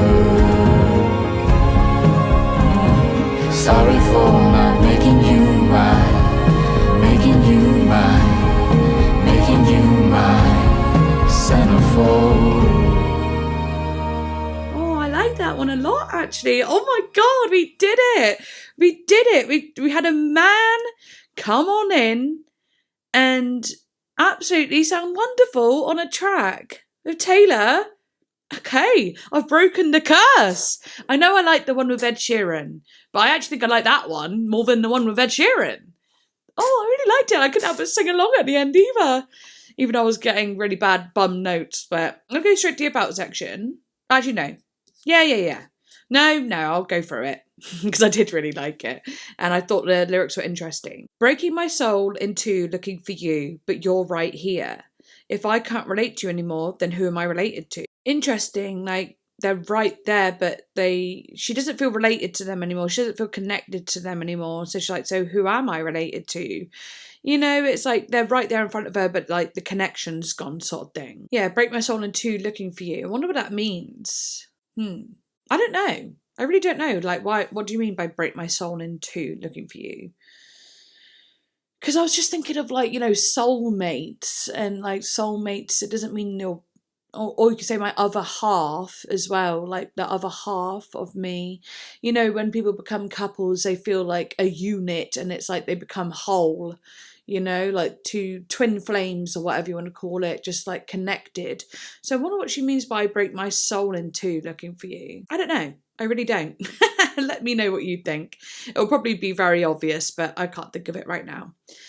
But then she says, but you're right here, you know, if I can't relate to you anymore, then who am I related to? Yeah, like, I don't know, that's also interesting, like, who am I related to? Because, like, when you think of related to, who am I related to, it makes you think of, like, literal blood connection, family, you know what I mean? But maybe it doesn't mean that at all. Just because she doesn't relate to them, why does she feel like she is relating to someone else? Like, who am I related to? This is actually quite complex. I'm feeling like, you know, breaking my soul in two, who am I related to? Like, yeah, I don't know, something's going on. And if this is the long haul, how do we get here so soon? I love that line so much. Like, we're in it for the long haul, but hang on, how did we get here so soon? You know, almost like that, how is the end here already? If we always said we're going to be together forever, then why are we at the end? Why is this the death of us, you know? Did I close my fist around something delicate? Did I shatter you? Yeah, like, did I ruin it, basically? And I'm sitting on a bench in Coney Island, wondering where did my baby go? The fast times, the bright lights, the merry-go, sorry for not making you my centerfold. Yeah, so here it sounds like, oh my God, I feel like you were always there in front of me, but I kind of never saw it, and now you're gone. I really miss you, and I can't believe I never showed you that love and respect. And if you think back to the fifth song, I know it's the fifth song, Tolerate. Tolerate it. I think that's it. We think back to that one. It's like she was the one that was feeling, you know, like she didn't exist in a relationship. But here, it's almost like she's made someone else feel like they don't exist in a relationship, but now they're gone, she misses them. Or it could be telling the story from the guy in that song, right? And this could be his narrative of when that woman in Tolerate It actually leaves him, right? And him being like, oh my God, I should have made you my centerfold. I can't believe what I've lost. You know? Maybe. Over and over, lost again with no surprises, disappointments, close your eyes, and it gets colder and colder when the sun goes down. Okay. My question pounds my head. The question pounds my head. What's a lifetime of achievement if I push you to the edge? But you were too polite to leave me. And do you miss the rogue who coaxed you into paradise and left you there? Will you forgive my soul when you're too wise to trust me and too old to care? Ooh, talk about wise and old again.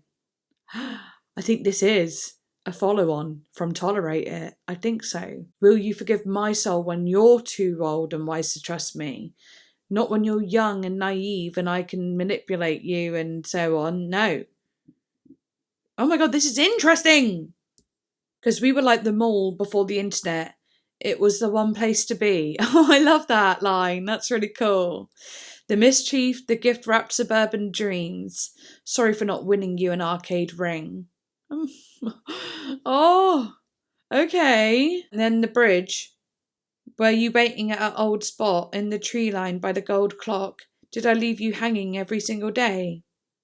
You were standing in the hallway with a big cake. Happy birthday. Did I paint your bluest skies the darkest grey? Oh my, and also that kind of goes back to the other song about like falling in love with someone who everyone loves, and she was talking about how it turns into grey, like the tea, you know, again, like kind of call back to that a little bit. A universe away, and when I got into the accident, the sight that flashed before me was your face, but when I walked up to the podium, I think that I forgot to say your name. Wow, so it's like when they were together all happy and he was winning awards for like his newspaper articles or whatever. Something like that. Well, I can't remember why he had something to do with the paper again. Was he the author? Oh, whatever. When he was doing all that, he didn't even think of her because he had her and it was like, whatever. But when he had an accident, all he could see was her. And it took like a life-threatening situation for him to realise how much he loves her and so on like that. Oh my God, this is so interesting. It's getting me sad again though. I'm on a bench in Coney Island wondering where did my baby go? The fast times, the bright lights, the merry-go. Sorry for not making you my centerfold. I absolutely fucking love those lines. So you can see it so vividly, can't you? Well, I can. Really bloody can. Right, let's have a look at the about section then. Coney Island marks Swift's first collaboration with The National after working heavily with band member Aaron Dessner on both the writing and production of Evermore and Folklore. Like much of The National's extensive catalogue, the track is subdued and melancholic sonically. Through the use of back and forth conversational lyrics littered with imagery that is rich with bygone experiences, it evokes a heavy feeling of loss and nostalgia for a past relationship where effort was not equal from both sides. The lyric contrasts with the title location itself, Coney Island, a neighborhood in Brooklyn, New York, that is famous as a tourist destination for its lively carnival park setting. Additionally, the community district Brooklyn 13, a number that is particularly special to Swift. Okay, yeah, I want to know if it relates to the Tolerate It song. Doesn't say anything about it, but I feel it. That's the narrative I'm going with, okay? I like hearing it that way. Right, now we've got Ivy. Let's go. I want to know. Don't know why that scared me. I'd meet you where the spirit meets the bones. Ooh. In a faith forgotten land. This is really pretty. Straight away. Your touch brought forth an incandescent glow, and the old widow goes to the stone every day. But I don't, I just sit here and wait.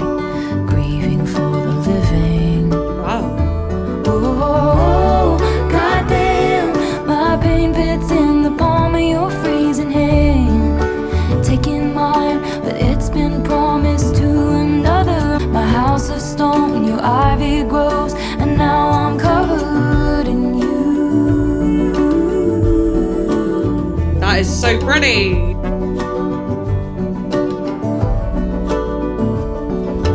He's in the room. Your opal eyes are all I wish to see.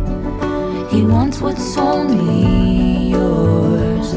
Oh, goddamn, my pain fits in the palm of your freezing hand. I can't stop you putting roots in my dreamland.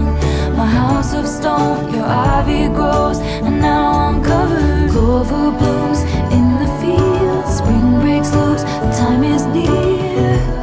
What would he do if he found us out? He's gonna burn this house to the ground. House want to know I'd live and die for moments that we stole on begged and borrowed time. So tell me to run, or dare to sit and watch what will become, and drink my husband's wine. Taking mine, but it's been promised to another. Oh, I can't stop you putting roots in my dreamland. That guitar. That's cool. So yeah, it's a fire, it's a goddamn blaze in the dark, and you started it. Ooh, You started percussion. it. And the strumming of the guitar as well. Oh, I can't stop you putting roots in my dreamland. My house of stone, your ivy grows, and now I'm covered. Oh, I love this one instrumentally.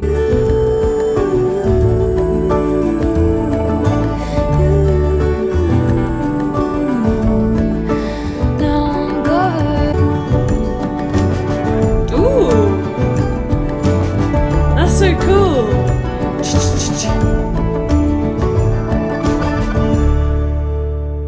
Yeah, I had to just close my eyes at the end of that one because like the instrumental was really quite gorgeous.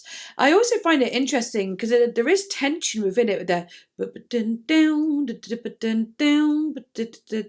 it's very repetitive, that sound over and over again, and then like little details, like a little tambourine, little guitar like riffing over it a little bit, then you got like the strumming of the acoustic giving it extra rhythm, and then at the end there the drum. Yeah, it really like kind of got more and more. I kind of thought at the start of the album there would be songs like it, and there you go, there is. Yeah, interesting. I like that. It was nice to close my eyes to a song and just let it flow. And I was reading the lyrics, but I was feeling like I wasn't even focusing on them, so I was like, fuck it, I'm closing my eyes and just letting this play out in front of me. I'm just going to go straight to the about section for that one. Not going to go into every lyric. Ivy, the 10th track from Evermore, tells the story of a married woman falling in love with a person who is not her husband, leading to an affair. Yeah, this is the idea I was getting when I was reading it anyway.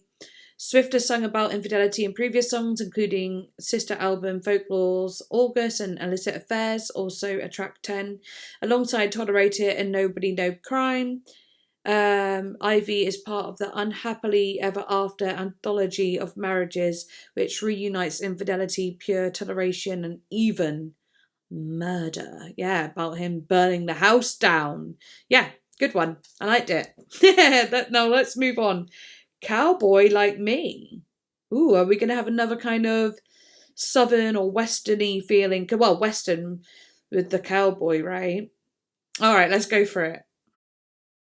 And the Oh, hell yeah. tennis court was covered up with some tent-like thing. And you out.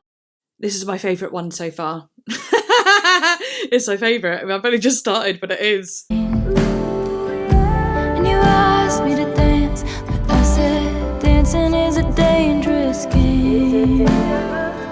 Oh, I thought this is gonna be one of those things I'm never gonna love again. I love it. I've got some tricks On the offbeat. sleep. That was syncopated. It was got some. Yeah, that was awesome. It takes one to know one. Oh, Oh, I love that. You're a cowboy like me. Never wanted love, just a fancy car. Oh, I love it. You had some tricks. Who's this man? Up your sleeve. You're a cowboy like me, perched in the dark, telling all the rich folks anything they wanna hear, like eyes full of stars, hustling for the good life. Never thought I'd meet you here. It could be love, we could be the way for it, and I know I'll pay for it. Oh, yes.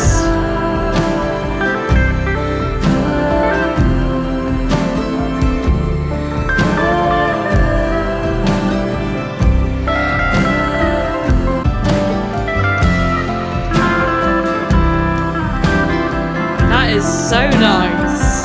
You're a cowboy like me. I could be the way for it, only if they pay for it. You're a bandit like me, eyes full of stars, hustling for the good life. Never thought I'd meet you here.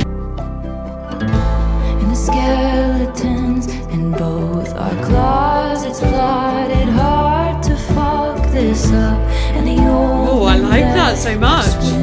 Really did believe I was the one, and the ladies lunching had their stories about when. Oh my God, I love this. Now you hang from my lips like the gardens of Babylon. Oh my God. With your boots beneath my bed, forever is the sweetest home. I had some tricks up my, and I'm never gonna love again. This song is so perfect. Never gonna love again. With the harmonica.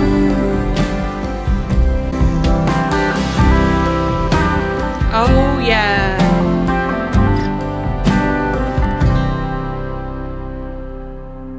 I love that one. I really, really love that one. Oh, the way it felt, everything about it. Oh, and that bridge. Oh, I love the bridge so much. Oh my God. Right, let's just go to the about section. Obviously, it sounds like, you know, being like a cowboy and, you know, swindling people and tricking them and, you know, making people fall in love with them. And then she meets someone like her who does all that, and they fall in love with each other. And she's like, oh, I'm never going to fall in love again now that I love you, because this is such a deep love, and I never thought I could fall in love. I normally make others fall in love, but now I'm falling in love. I guess it's kind of like that. Let's have a look at the about section. It tells the story of two swindlers. Oh, I even said swindle. Does she say swindle in the song and that's why I got the word? I don't know. But anyway, tells the story of two swindlers who fall in love through a cat and mouse fling while hanging out at fancy resorts trying to score rich romantic beneficiaries. Produced by her frequent collaborator Aaron Dessner, the track's arrangement gradually builds throughout the song, featuring instrumentation consistent with Swift and Dessner's country folk aesthetic. Marcus Mumford, lead singer of Mumford & Sons, provides backing vocals for the track. Yeah, okay, so that's who it was. I was like, who's this man? Who goes there? But no, I liked it with his little vocal in the back, actually. It's cute, and especially for a song like this, it makes sense. You can imagine him like this cowboy, and being cheeky and like a Bonnie and Clyde situation, you know, conning people and swindling people, but totally in love. Oh, I love how it's about all that, but the sound of it was super smooth. Apart from the bridge, like, which gave it a little bit of like intensity. Oh, so cool. Long story short, we are now going on to the next song called Long Story Short.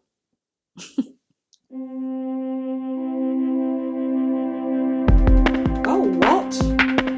I wasn't ready, I was stretching. Faithfully, I tried to pick my battles till the battle picked me, and you passed right by. I was in the alley, surrounded on all sides. A knife cuts both ways if the shoe fits, walking it till your high heels break. And I fell from the pedestal, right down the rabbit hole. Long story short, it was a bad time. But now I'm all about you. I'm all about you, right? Yeah, yeah. Okay. Actually, I always felt I must look better in the rear view. Missing me at the golden gates they once held the keys to. When I dropped my sword, I threw it in the bushes and knocked on. Slight 80s synth going on in the back there. I fell from the pedestal, right down the rabbit hole. Long story short, it was a bad time. Pushed from the precipice, clung to the nearest lips. Long story short, it was the wrong guy. I'm all about you, yeah. I like this. A little bit more upbeat, actually. No Clearly. more I'm there like... keeping score now. I just keep you warm. Just know there's more. No more keeping score now. I just Absolutely keep you love the rhythm warm. in this. And my waves meet your shore ever and evermore. Your nemesis will defeat themselves before you get the chance to swing. And he's passing by, rare as the glimmer of a comet in the sky. And he feels like home if the shoe fits, walking it everywhere you go. And I fell from the pedestal, now I'm all about you. Yeah, yeah, I'm all about you.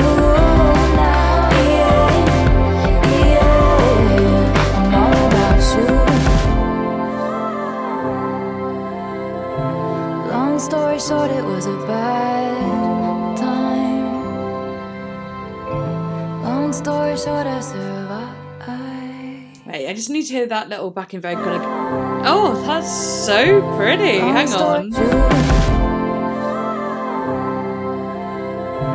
Long story short, That's it was so a nice. bad time. Pretty.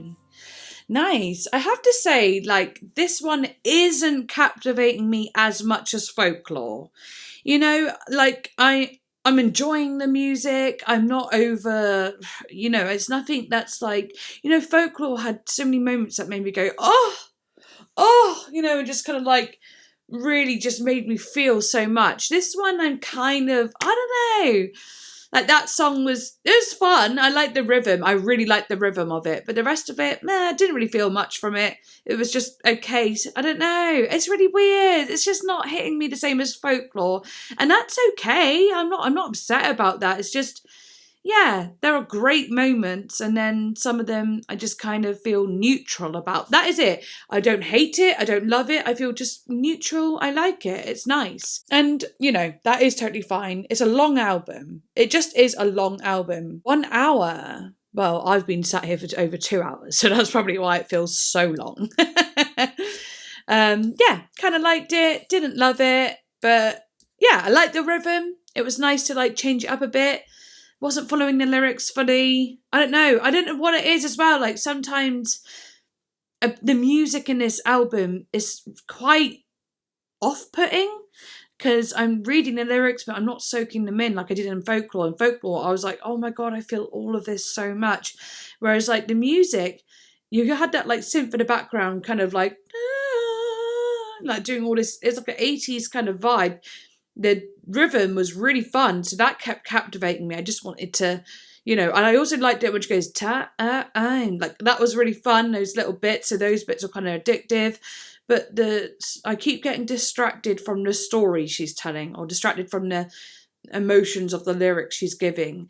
Not in every song. I mean, this one in particular, and maybe a couple others, but, you know, it's really strange. Long story short is a brisk-paced overview of the public demonetizations that Taylor has experienced since her feud with Kanye West in 2016. The drama has taken subject in numerous songs of Taylor's, appearing all the way back on her studio album reputation. However, long story short, offers a confirmation of resolution and peace, with Taylor finally feeling confident that the stage of her life has subsided. Do you know what? I would literally never have known. I wouldn't have even... I truly didn't follow the story she was telling at all. Maybe the long story was too short because I did not feel connected. There was nothing. I would never have got any of that from it on first listen. But also, maybe that's it. Maybe Evermore's a grower. Maybe it is. I guess I'll find out in due time. Long story short is a particular ode to Taylor's then boyfriend Joe Alwyn, who she began dating around the time of the drama. Chronicled in a handful of Taylor's songs, long story short, further emphasises that Alwyn has been her safe place throughout turmoil. I didn't get 1 ounce of that. I don't think I followed the lyrics. I was reading them, singing them a little bit, but I was not digesting them.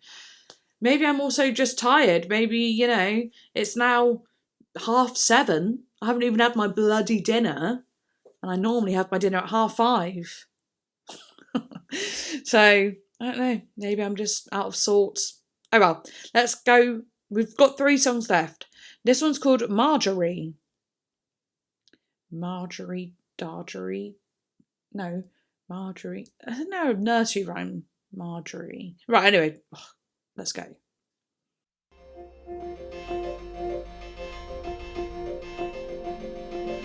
I'm going to just try and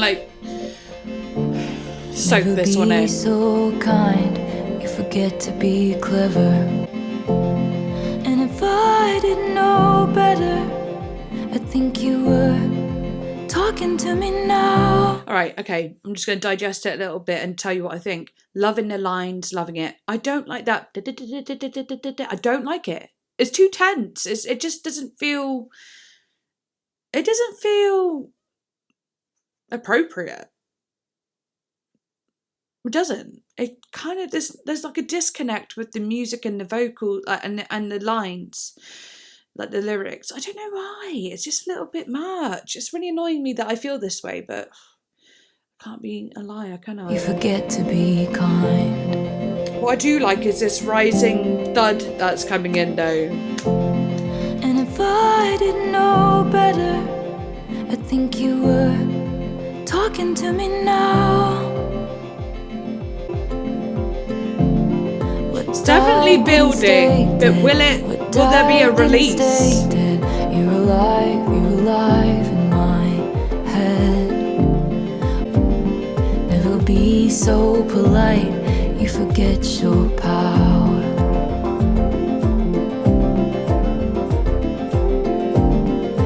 It's coming together a bit more actually. You forget to be polite. Okay. I think you were listening to me now. If I didn't know better, I think you were still around. What died didn't stay dead. You're alive in my head. What died didn't stay dead. What died didn't stay dead. The autumn chill that wakes me up. You love the amber sky so much. Long limbs and frozen swims. You'd always go past where our feet could touch. And I complained the whole way there. I should have asked you how to be. Asked you to write it down for me. Should have kept every grocery store receipt. Cause every scrap of you would be taken from me. Now you left them all to me. What died didn't stay dead. What died didn't stay dead. You're alive in my head. Okay, I'm kind of loving this. If I didn't know better, I think you were singing to me now. Wanting was enough. If I didn't know better, I know better, but I still feel you. It's really come together, hasn't it? I know better, Ooh. but you're still around. I love that. Oh, it's like that, like, you know, like it's like a rainbow of strings. Okay, I kind of love how that developed. Like, actually, I really love how that developed. This sound right here, it got like swallowed by all the other sounds coming in. I actually really like that now. Okay. I love that. I love changing my mind throughout. That's so cool. I love it when that happens to me, actually, because it's like, ooh, that's fun. Because obviously I'm much happier if I enjoy a song. I don't want to hate a song. You know what I mean? Okay, I like that. I wonder who Marjorie is. That's a track that actually existed for a while, and you can hear elements of it behind the song Peace. I was thinking of that. I was going to say it actually made me think of Peace with that kind of tension, that and that kind of just like, you know, rising. Nothing but Peace almost didn't ever like get more full or like more instruments or whatever. It actually stayed pretty much the same throughout, right? Whereas this one actually developed and progressed a little bit more when it came to like instruments, adding instruments and so on. Those strings were stunning in this one. Yeah, it really paints like little, you know, arches around the music. Oh, so gorgeous. This weird drone that you hear on Peace, if you pay attention to the bridge of Marjorie, you'll hear a bit of that in the distance. Some of what you here is from my friend Jason Truting playing percussion, playing the chord sticks that he actually made for a piece that my brother wrote called Music for Wooden Strings. I collect a lot of rhythm elements like that and all kinds of other sounds, and I give them to my friend Ryan Olson, who's a producer from Minnesota and has been developing this crazy software called All Over's Hi-Hat Generator. It can take sounds, any sounds, and split them into identifiable sound samples and then regenerate them in randomized patterns that are weirdly very musical. Oh, that sounds really cool. That's how I made the backing rhythm of Marjorie. Then I wrote a song to it and Taylor wrote to that. In a weird way, this is what Desna said, by the way. In a weird way, it's one of the most experimental songs on the album. It doesn't sound that way, but when you pick apart the layers underneath it, it's pretty interesting. Oh, absolutely. I think that's how I ended up really liking it. It started off like this. I was just like, oh, shut the fuck up. Like, I can't be dealing with that repetitive sound over and over again. And then, you know, it kind of became part of all the music together. So actually I was like, oh, okay, loving it now.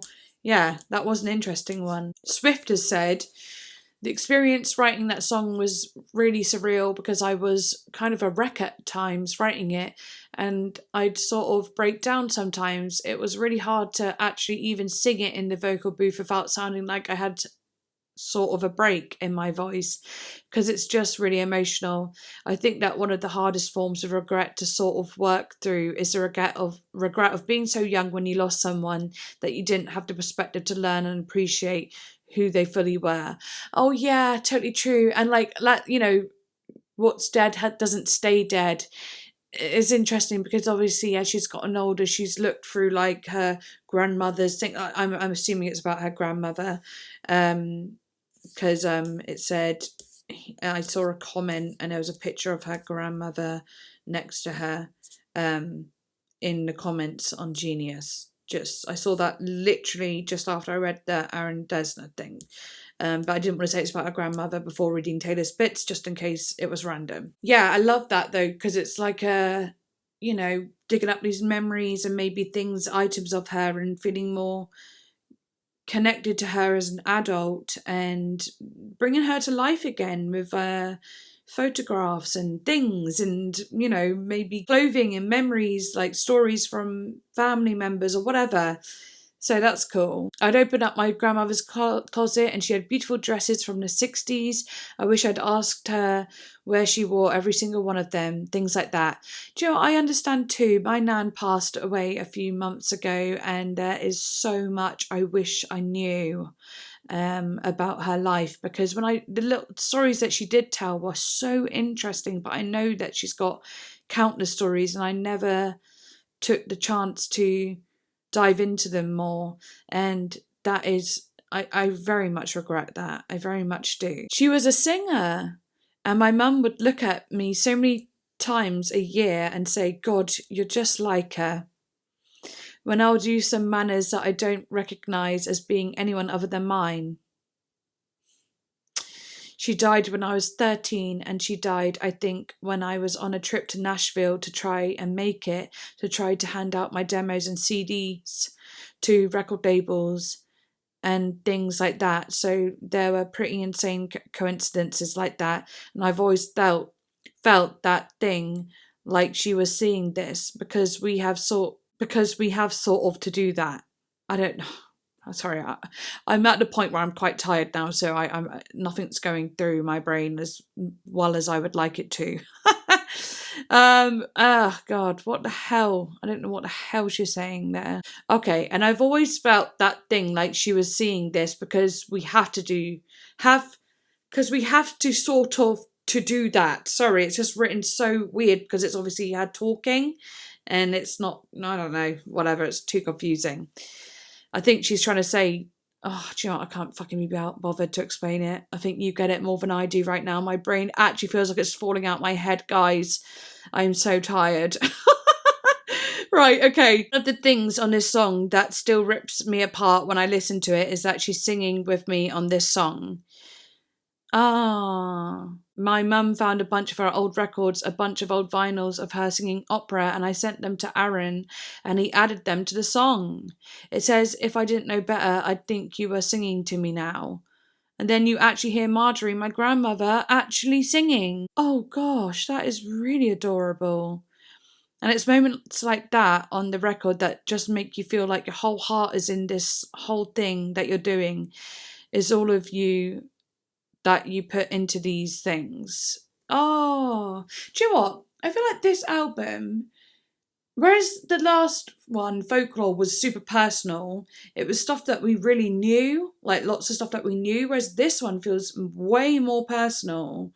It's like so much more introverted almost. It's almost like without the explanations, you might not know exactly what they're about. They just feel totally personal. Like, I feel like she wrote this song literally for herself. That is interesting. But anyway, before my brain completely falls out my head, I need to get through this. Sorry, I've got to a point where I'm like, I'm pretty much just surviving at the moment.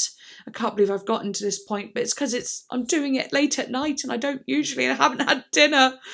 Oh, right, okay, anyway. And also, this album, I have to say, isn't hitting me like Red or Folklore, but I do like it. I do like it, and I'm hoping that with time I'll like it more and more. But yeah, it's just, I don't know. Maybe it's my mood today. I don't know. Maybe it is because I'm tired and hungry. I don't know. Anyway, let's do it. Closure and then Evermore. I think I'm going to let Closure run into Evermore, and then I'll talk about them both at the end. If I have a lot to say or don't have a lot to say, whatever. Let's go for it, Closure. Sorry? Is this using that interesting machine again? Like that Aaron Dessner was talking about. It's been a long time, and seeing the shape of your name still spells out pain. Looks like you know that now. Do you know what? Like that it reminds me of the, like, I know completely different artists, but it kind of reminds me of 9 Inch Nails, and the start bit of their album, The Downward Spiral. What's it called again? Reptile was the song? I can't remember if the song's called Reptile. It might not be called that at all. I can't remember what the first song on the album is called, but it's that weird little clip from a movie. It sounds like the same texture, whipping, like a whipping. I don't know, it's giving me 9 Inch Nails, which is hilarious because obviously, like, it's Taylor Swift. But I don't know, it's giving me it. Yes, I got your letter. Yes, I'm doing better. It cut deep to know ya, right to the bone. Why does she sound British? Yes, I got your letter. Yes, I'm doing better. Got your letter. Yes, I'm doing better. Interesting. I like it. Closure. Yeah, closure. Don't treat me like some situation that needs to be handled. I'm fine with my These spite sounds. and my tears and my beers and my candles. Yes, I got your letter. Yes, I'm The doing suspense better. sounds. It cut deep to know you right to the bone. Yes, I got your letter. Yes, I'm doing better. I know that it's over. I don't need your closure.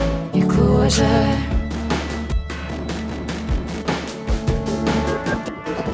I know I'm just a wrinkle in your new life. This is so Staying weird. friends would iron it out so nice. Guilty, guilty, reaching out across the sea. It's fake and it's oh so unnecessary.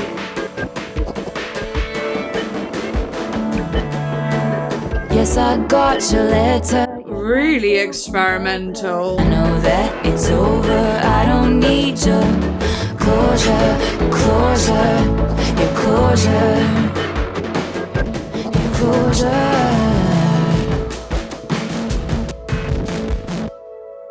Okay. Like, okay. Yeah. Interesting. Different. I will stop it now, actually, and look at it because, yeah, what? Closure. Let's go. Closure is the 14th track on Evermore. It is a wild industrial folk number with 9 Inch Nails style drums. That's crazy. How crazy? What? Okay. That's crazy that I said that. It reminded me of the whipping sound, you know, at the start of the Downward Spiral album, but that turned into like drum sounds. Okay, anyway. In her Apple Music Awards 2020 interview, Taylor notes that closure is one of the overarching themes in the album. Yeah, I remember her saying that at the start, saying like it's about a lot of endings of things. So, okay. Evermore deals a lot in endings of all sorts, shapes and sizes. Yeah, we read that. The track is supposedly about Taylor's former relationship with model Carly Kloss. Lyrics like staying friends and new life suggest that they are no longer friends, especially as Taylor and Carly have no longer been seen together. As she recently married, Carly's new life has spent large amounts of time with her extended Kushner family, Scooter Braun, and new friends. Oh, Scooter. Not stupid Scooter head. It was alright, that song. God, I'm such a hater. It's just not Folklore, is it? Folklore and Red was great too. Folklore's probably my favourite out of the 3 so far. And maybe that's because I'm a new Swiftie. You know, maybe that's why. I'm kind of sad about it. The start of the album was really promising. And there's a few other songs that are promising too. But I'm not loving the album, guys. I feel so horrible saying this, but I have to be honest and just hope that the next one is better. Oh, well, I've got to do Red Vault tracks. I know I'm going to be happy with them.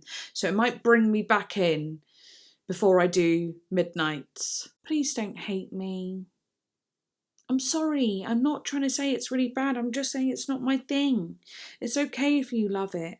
It's fine. I want you to love it. I know people love it. You know, I know it's got millions of listens. People love it, but I'm not loving it. And I feel sad that I'm not loving it. Sorry. I am really sorry. It's just I can't pretend, you know. That'd be worse. Maybe I should pretend to spare everyone's feelings, but I can't. I can't be true to myself. And like, it's not a bad thing that I don't like it. It just shows you what a masterpiece Folklore is, you know? Folklore was a masterpiece. And I do just feel like this one is just totally way more personal to her. You know? It's just so much more personal to her. Like, the stories are almost like, and the reasons, like, I don't know anything about Clarissa, whatever her name was. Clarissa Kushner. Like, I don't fucking know. Who cares? I don't. Taylor cares. It's her life. She can care. That's fine. Write a song about it because that's what she wants to do. But I don't give a shit. Even though she's written songs about other people on Folklore and I'm like, I love it so much. It's so good. Even though I didn't know them. And then it comes to this one. I'm like, I don't care. Well, no, because I feel like in Folklore, she made me care. This one, I don't even feel like I'm being made to care or know anything. Such a shame. I feel really bad. I feel really bad. Like, I actually feel like sad, like emotional about the fact that I'm not loving it. I just really thought I would.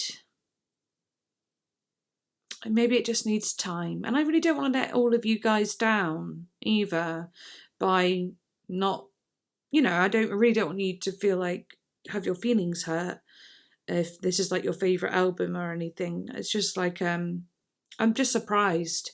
And of course we were going to get to somewhere like this on the Taylor journey. There's going to be songs I didn't like, and that's just normal, but yeah, I will give it more chances, of course. And I've got to edit it. And when I'm editing, I might be in a completely different frame of mind where I'm not really hungry and tired, and I might completely change my mind. Anyway, Evermore feat Bon Iver.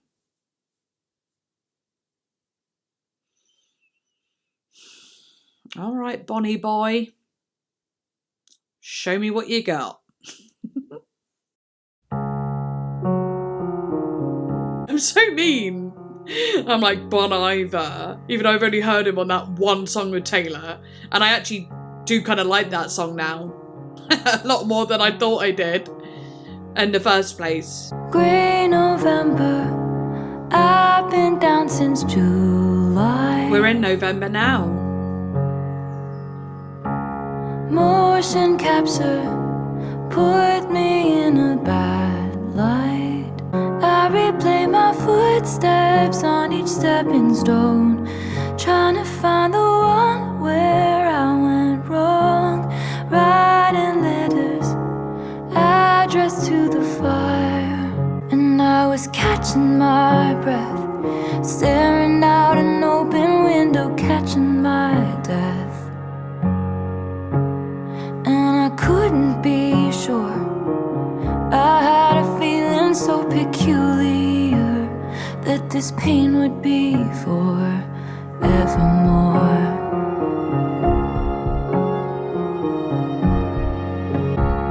Hey December, guess I'm feeling unmoored. Can't remember what I used to fight for.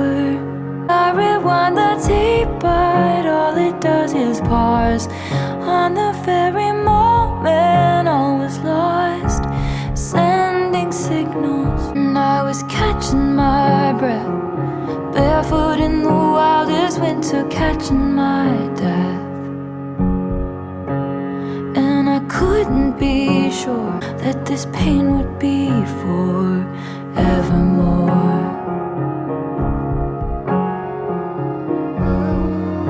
This is pretty. I don't know what it's about. I'm following the lyrics. That's the thing. I'm following the lyrics. I'm understanding the lyrics. I'm not like completely dumb. You know what I mean? Like I can understand, but I just don't know what it's about. Like, why is she feeling like this? Why did she feel like this? Like, what's the story behind it? I know I'll find out after, but how can I connect this to the song if I don't understand the context?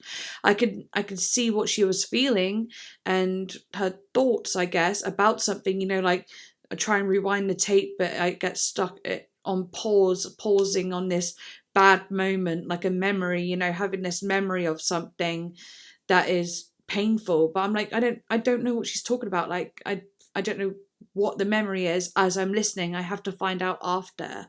And maybe I will like it more second time round with that context of knowing what the songs are about after. But yeah, sounds nice. It's just, I can't connect. Cannot think of all the cost, all the things that were. And that's the thing, like her singing's beautiful, the melody's beautiful, but like the music, it's not even pulling me in enough to be like, oh, it doesn't matter if I don't know what the lyrics are about, because the music is so good and captivating on this one I'm talking about. Some of the other songs could do that, this one isn't, and some other songs didn't. So yeah, it's just a bit of a strange one. But yeah, let's go back to that bit. Oh, can we just get a pause to be certain we'll be tall again? Where the weather be the frost. just go across. And when I was shipwrecked, I thought of you. All the things that will be lost now. In the cracks of light, Just get apart. I dreamed of you to get me through. All the relics of the dark days.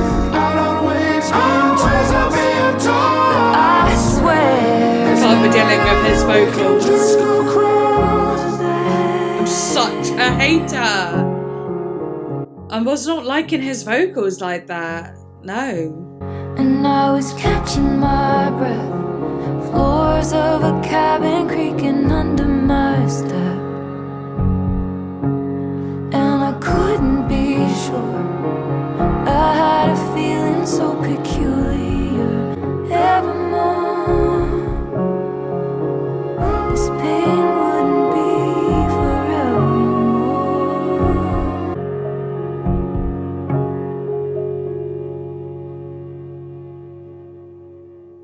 Okay. Do you know what? I know she won't, but I really hope Taylor Swift never sees this video. I truly hope she doesn't, because I feel so bad. Also, why does my video suddenly looks a bit more yellow than it was? Probably won't for you because I'm colour correcting, but... Right, let's do this. Let's summarise. Before I summarise the album on my first reaction summary, I do want to give you an updated summary as well, because there are some songs that I like a lot more now, and some songs I still just really don't like, which is fine. Let me just get the album up. Sorry, I should have had this prepared already, but I didn't. Okay. But yeah, my summary as of now, after listening to the full album once again, listening to it fully, because when I do my first edits, I don't usually listen to the songs fully, but when I do my YouTube edits, I listen to the songs fully. So, with that being said, I still really like Willow. I love Champagne Problems. I love Gold Rush. 'Tis the Damn Season is now one that I really, really like. Tolerate It is brilliant, of course. Nobody No Crime is wonderful. Happiness I like a lot more as well. There is something about the instrumental that isn't perfect, but it is... I really do like that song. The way it felt, the lyrics, I really felt them. Dorothea, another one I really like. Coney Island, I still love that one. Ivy, I like, but actually I don't think I love Ivy, but I do think I really like it though. It's just a middle ground one and I'm happy with it. Cowboy Like Me, I absolutely love. Long story short, I think it starts fun, and you could probably see that in my reaction too. In my reaction, I'm like, oh, this is fun. And then it kind of, goes off a bit, and I'm just like, oh, yeah, okay, I'm over it. Marjorie, I like a lot more. Even though I liked it in my album reaction, I still didn't feel it, like, fully, because I was listening to the instrumental parts mainly. But now I've listened to it again, and listened to all the lyrics. Oh my gosh, they really mean so much. And yeah, I just felt them. Closure, I don't like. Evermore, I don't like, unfortunately. But yeah, and we still have the bonus tracks to go, so I won't say anything about that. But my reaction to them are completely as it stands now. I still, feel the same way. Hope that all makes sense. Willow started off super promising. I really liked the sound of Willow. Actually, I loved the sound of Willow. I understood the whole witchy vibes thing she was saying and haunting backing vocals. Really, really liked it, genuinely. Champagne Problems, loved that one too. Really felt it. The storytelling of it all, and like it being about the marriage and someone going to propose and someone going to end it. Love that storytelling. Gold Rush was lovely. I really liked the way that one felt too. I loved the words. Oh, the words were so good. The melodies, the way she sang it, so good.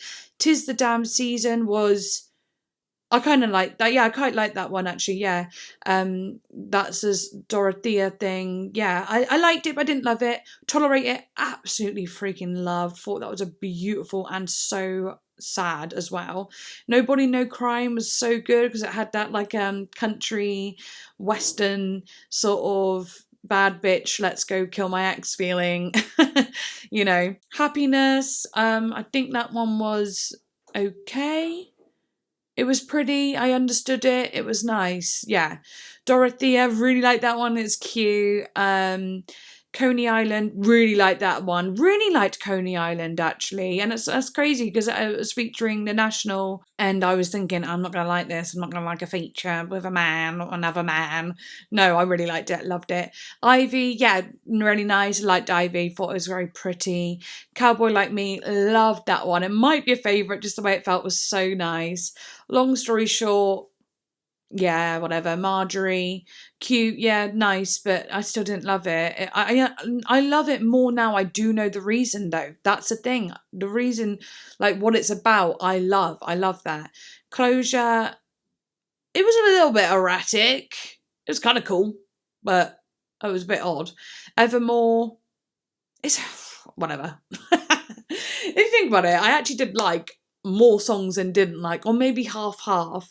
There was so much lovely ones, there really was. But yeah, I think because it left on like a note where I didn't love it, it feels like, oh, I didn't love the album. But actually, that's not true. There was so many on there that I really did like. Like Cowboy Like Me, really, I loved the way that felt. I loved Tolerate It too. Like I really could picture it as well. It was such a beautiful one there. Champagne Problems, so beautiful. Like honestly, there is like quite a good amount that on here, and maybe I'll grow to love the other ones. Let me know what you think of this album. Did you like Folk more or did you like this one more? And I mean on first listen. I don't mean like over time, you know, because I can see how some people would like this one more over time, or even like Folkmore more over time, you know. I want to know what your initial faves were. Did you like this one as much as Folkmore straight away? Folklore, Folkmore, Everlore and Folkmore. Which one do you like most, or did you like most on first listen? And yeah, I just want to know, and I really hope you all still stick with me on this journey, because I know I was a little bit of a hater towards the end there, but it could all change when I listen to Red Vault tracks, which I think it might. And it could definitely change when I listen to Midnight and all the other albums to come. Oh my god, yeah, there's so much to go through. I'm actually really excited. I feel really bad that I didn't love every song on this, but I'm human. Everyone has different tastes, whatever. Do you know what I mean? So hopefully you're going to respect my opinion, and of course I respect yours. But anyway, thank you so much for watching, and I hope you enjoyed the video at least. And like, comment, subscribe, and yeah, I shall see you next time. Bye. I'm back. Sorry. I did leave actually. I rang my sister after listening to the last song, Evermore, featuring Bon Iver. And, you know, I just said I was a little bit sad because I didn't love all the songs and I just needed to feel like it was okay. Me having like existential panic that I didn't love the album is hilarious, I know. But I was just like, I was so excited for it that I was like, oh, I'm actually sad I didn't love every song. And obviously it's not that bad news, but I was just surprised. I was surprised. I was just a little bit surprised. But then she told me, oh, did you listen to the 2 bonus tracks? And I was like, no, I didn't even see them. But I'm here now, and I'm about to listen to the bonus tracks, and maybe it might help close the album out more in a way that I like, because my sister said Right Where You Left Me is her favourite. Well, one of her favourites. Maybe it'll be one of mine too? Maybe. Who knows? She also said there were some songs on the album that like grew on her, and also she was saying Folklore as a whole is better, but some of the tracks on Evermore really stood out to her. That's how she felt about it. So yeah, I don't know, but yeah, let's try this then. I was thinking, oh, I know the comments. They're going to say, you didn't do Right Where You Left Me, and you didn't do It's Time to Go. And I will be like, no, I didn't, did I? So I am doing it. And plus, I want to. I wouldn't do it else. I wouldn't even bother. I would just be like, oh, can't be asked. No, I want to do it because I want to, like, you know, I kind of do want the album to end in a way that I like. Maybe I won't love It's Time to Go, but I might love Right Where You Left Me. I don't know yet. Let's just give it a go. Right Where You Left Me. Friends break up, friends get married, strangers get born, strangers get buried, trends change, rumors fly through new skies, but I'm right where you left me. Matches burn after the other. I like the banjo. Help, I'm still at the restaurant, still sitting in a corner I haunt, cross-legged in the dim light. They say what a sad sight. I love the building feeling. It's subtle, but it's coming. I stayed there, dust collected on my pinned up hair. They expected me to find somewhere, some perspective, but I sat and stared right where you left me. You left me, no. Ooh, You left me, no. I love that. You left me, no. That is beautiful. You left me, no. You left me no choice but to stay here forever. The guitar. Ooh, okay, this one is genuinely so good, actually. I was worried I wouldn't like it, but I'm loving Ever it. hear about the girl who got frozen? Time went on for everybody else, she won't know it. She's still 23, inside her fantasy. Did you hear about the girl who lives in delusion? Breakups happen every day, you don't have to lose it. And you're sitting in front of me at the restaurant when I was still the one you want. Cross-legged in the dim light, everything was just right. I could feel the mascara run. You told me that you met someone. Glass shattered on the white cloth, everybody moved on. Still sitting in a corner I haunt, cross-legged in a dim light. They say what a sad sight. I stayed there. I'm sure that you got a wife out there. This one is amazing. How was this a bonus track? No harm, mind my business if I love died young. I can't Again, such a visceral image. wrong. If you ever think you got it wrong, I'm right where you left me. You left me, no. I almost forgot about this bit. You left me, no. You left me, no. You left me, no. You left me no choice but to stay here forever. Okay, that was genuinely good. Not just because my sister said she liked it. Actually, in fact, that was actually making me feel like a little bit more like, oh shit, what if I don't like it? You know what I mean? But like, no. Wow. The way, oh, like that again, like that one, that's a story that I can really get along with. I can feel, I can see, I can connect with. And oh, that's so perfect. It, like, oh. Oh my god, I'm so happy. Okay, I need to go to find it now. Well, I'll just say what I think quickly.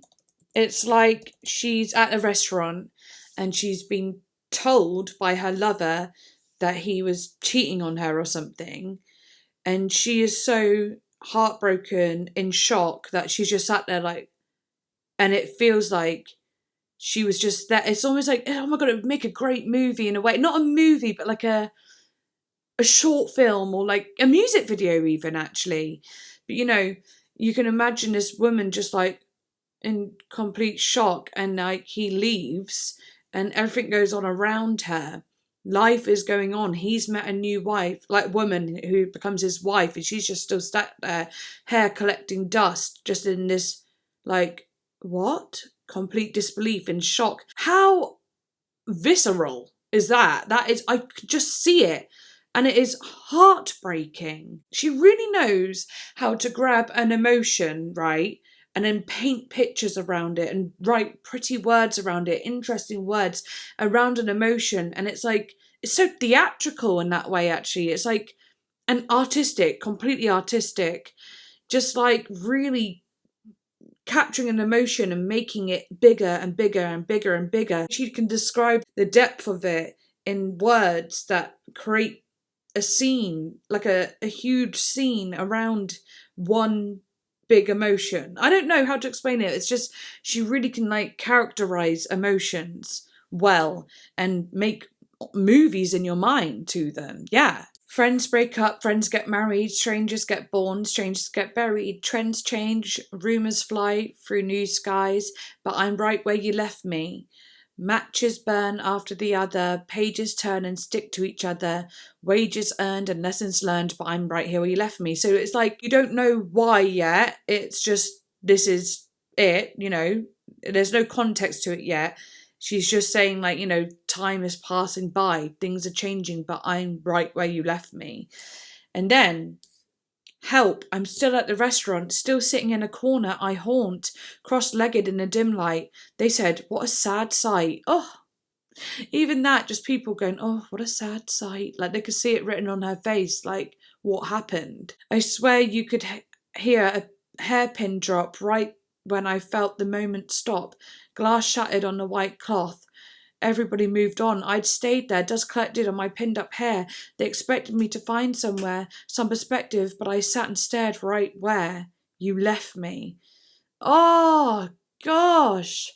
If that doesn't paint a picture, I don't know what bloody does. Did you ever hear about the girl who got frozen? Time went on for everybody else, so she won't know it. She's still 23 inside her fantasy, how it was supposed to be. Did you hear about the girl who lives in delusion? Breakups happen every day. You don't have to lose it. She's still 23 inside her fantasy and you're sitting in front of me. Oh, like time's just stood still and she is in complete denial as well. She's like, I can't let this be true. That's how deep it felt when she was left by this person. Everything was just right. I could feel the mascara run. You told me that you met someone. Glass shattered on a white cloth. Everybody moved on. I'm sure that you got a wife out there, kids and Christmas, but I'm unaware because I'm right where I caused no harm, mind my business. If our love died young, I can't bear witness as it's been so long. If you ever think you got it wrong, I'm right where you left me. If you ever think you got it wrong, I'm right where you left me. Like, I'm here waiting for you just in case you thought you got it. Fuck off, this is the best song on the album. The fact that I rang my sister and she told me about these 2 tracks. What a beautiful turn of events, right? Like, that's so good that happened. Like, the choices I made to ring my sister and her tell me that, like, that was meant to happen. I was meant to hear this because this has made me feel so strongly happier about the album. I might not love every song, but this is such a standout. Oh my God, I love this one. No, I really love this one. It's fucking me up a little bit. Wow! Oh my God, my sister's going to be really happy when I ring her back. The fact that I might have missed out on this. This was meant to happen. This was meant to be. All right. Now we've got It's Time to Go. I might not love this one, but it doesn't matter because I love Right Where You Left Me. It's my favourite on the whole entire album. Cowboy Like Me is my second favourite, I'd say. Champagne Problems is probably my third favourite. Willow's probably my... Oh, no. Tolerate It has got to be up there.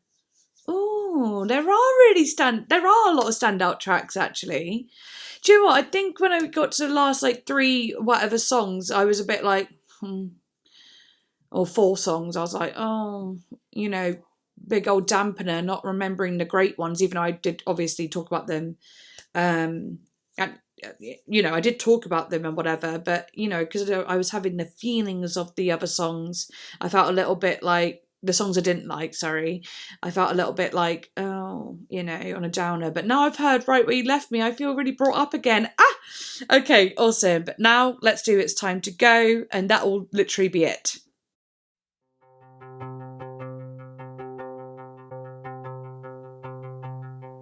When the dinner is cold and the chatter gets old, you ask for the tab. Oh, that moment again, he's insisting that friends look at each other like that.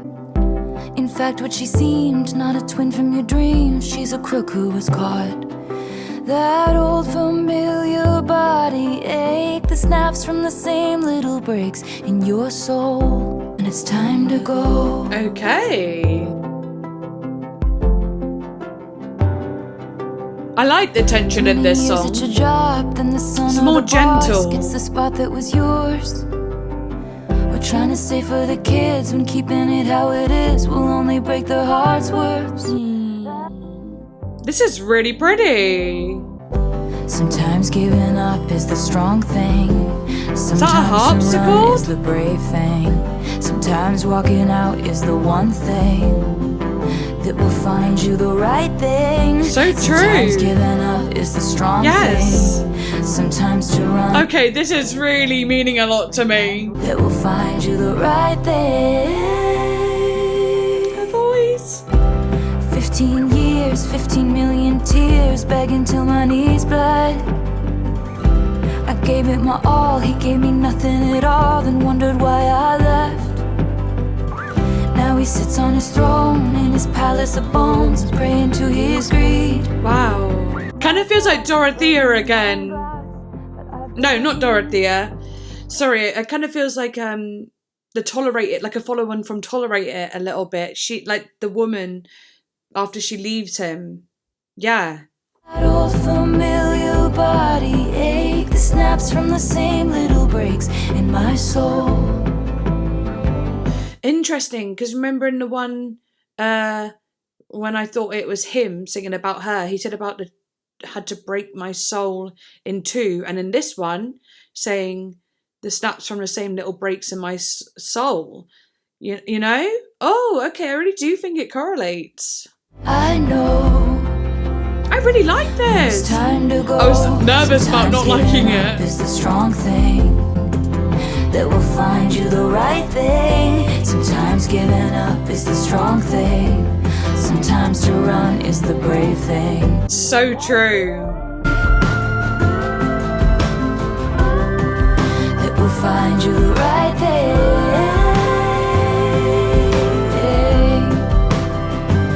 And you know, in your soul, you know.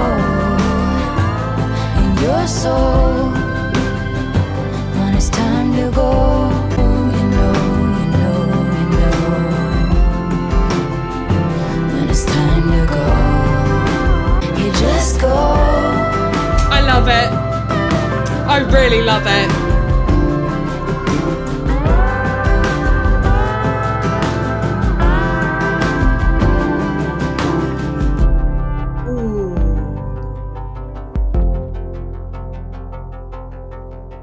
Wow. Okay, it fades out a little. Oh, okay. Oh my gosh, I love those 2 bonus tracks. What? Oh, I truly think something. I don't know how. Like, I rang my sister immediately, like, after I just stopped recording, right? And just said, oh, I didn't like it. And we started talking about the songs. I said I didn't like a lot of the songs. I didn't say I didn't like the whole album. I was just like, I didn't love the album. I'll tell you the songs I liked, told her the songs I liked. And she told me songs that she liked. We were talking a little bit for about 10 minutes. And then she was like, oh, did you hear like the bonus track? The one before the last, Right Where You Left Me, yeah. And I was like, what? No. And I was like, oh, do you think I should do those 2 quickly? She's like, yeah, I think you should. And I was like, oh, okay. So that's like, if I didn't ring my sister, which I don't normally do randomly after, why do I have every time I've done a Taylor one, I feel. Well, I don't think I did after Red, but I did after Folklore. I think I had a chat with her later that evening. But either way, you know, I didn't have to ring her though. You know what I mean? It was just like, this was really meant to happen. How? Oh my god, what a cool scenario! Like a whole situation. That's so cool. And like when my sister said she loves Right Where You Left Me, I thought, oh my god, I hope I love it, because she loved it, and I did. And when it got to It's Time to Go, I was like, oh, I have absolutely no idea if I'm gonna love this. I don't know in my whatever. But then I loved it. I thought it was an absolutely stunning song. And wow, okay. Anyway, okay, this is the real end now. But thank you so much for watching. And yeah, like, comment, subscribe, share, blah, blah, blah. And I shall see you next time. Bye.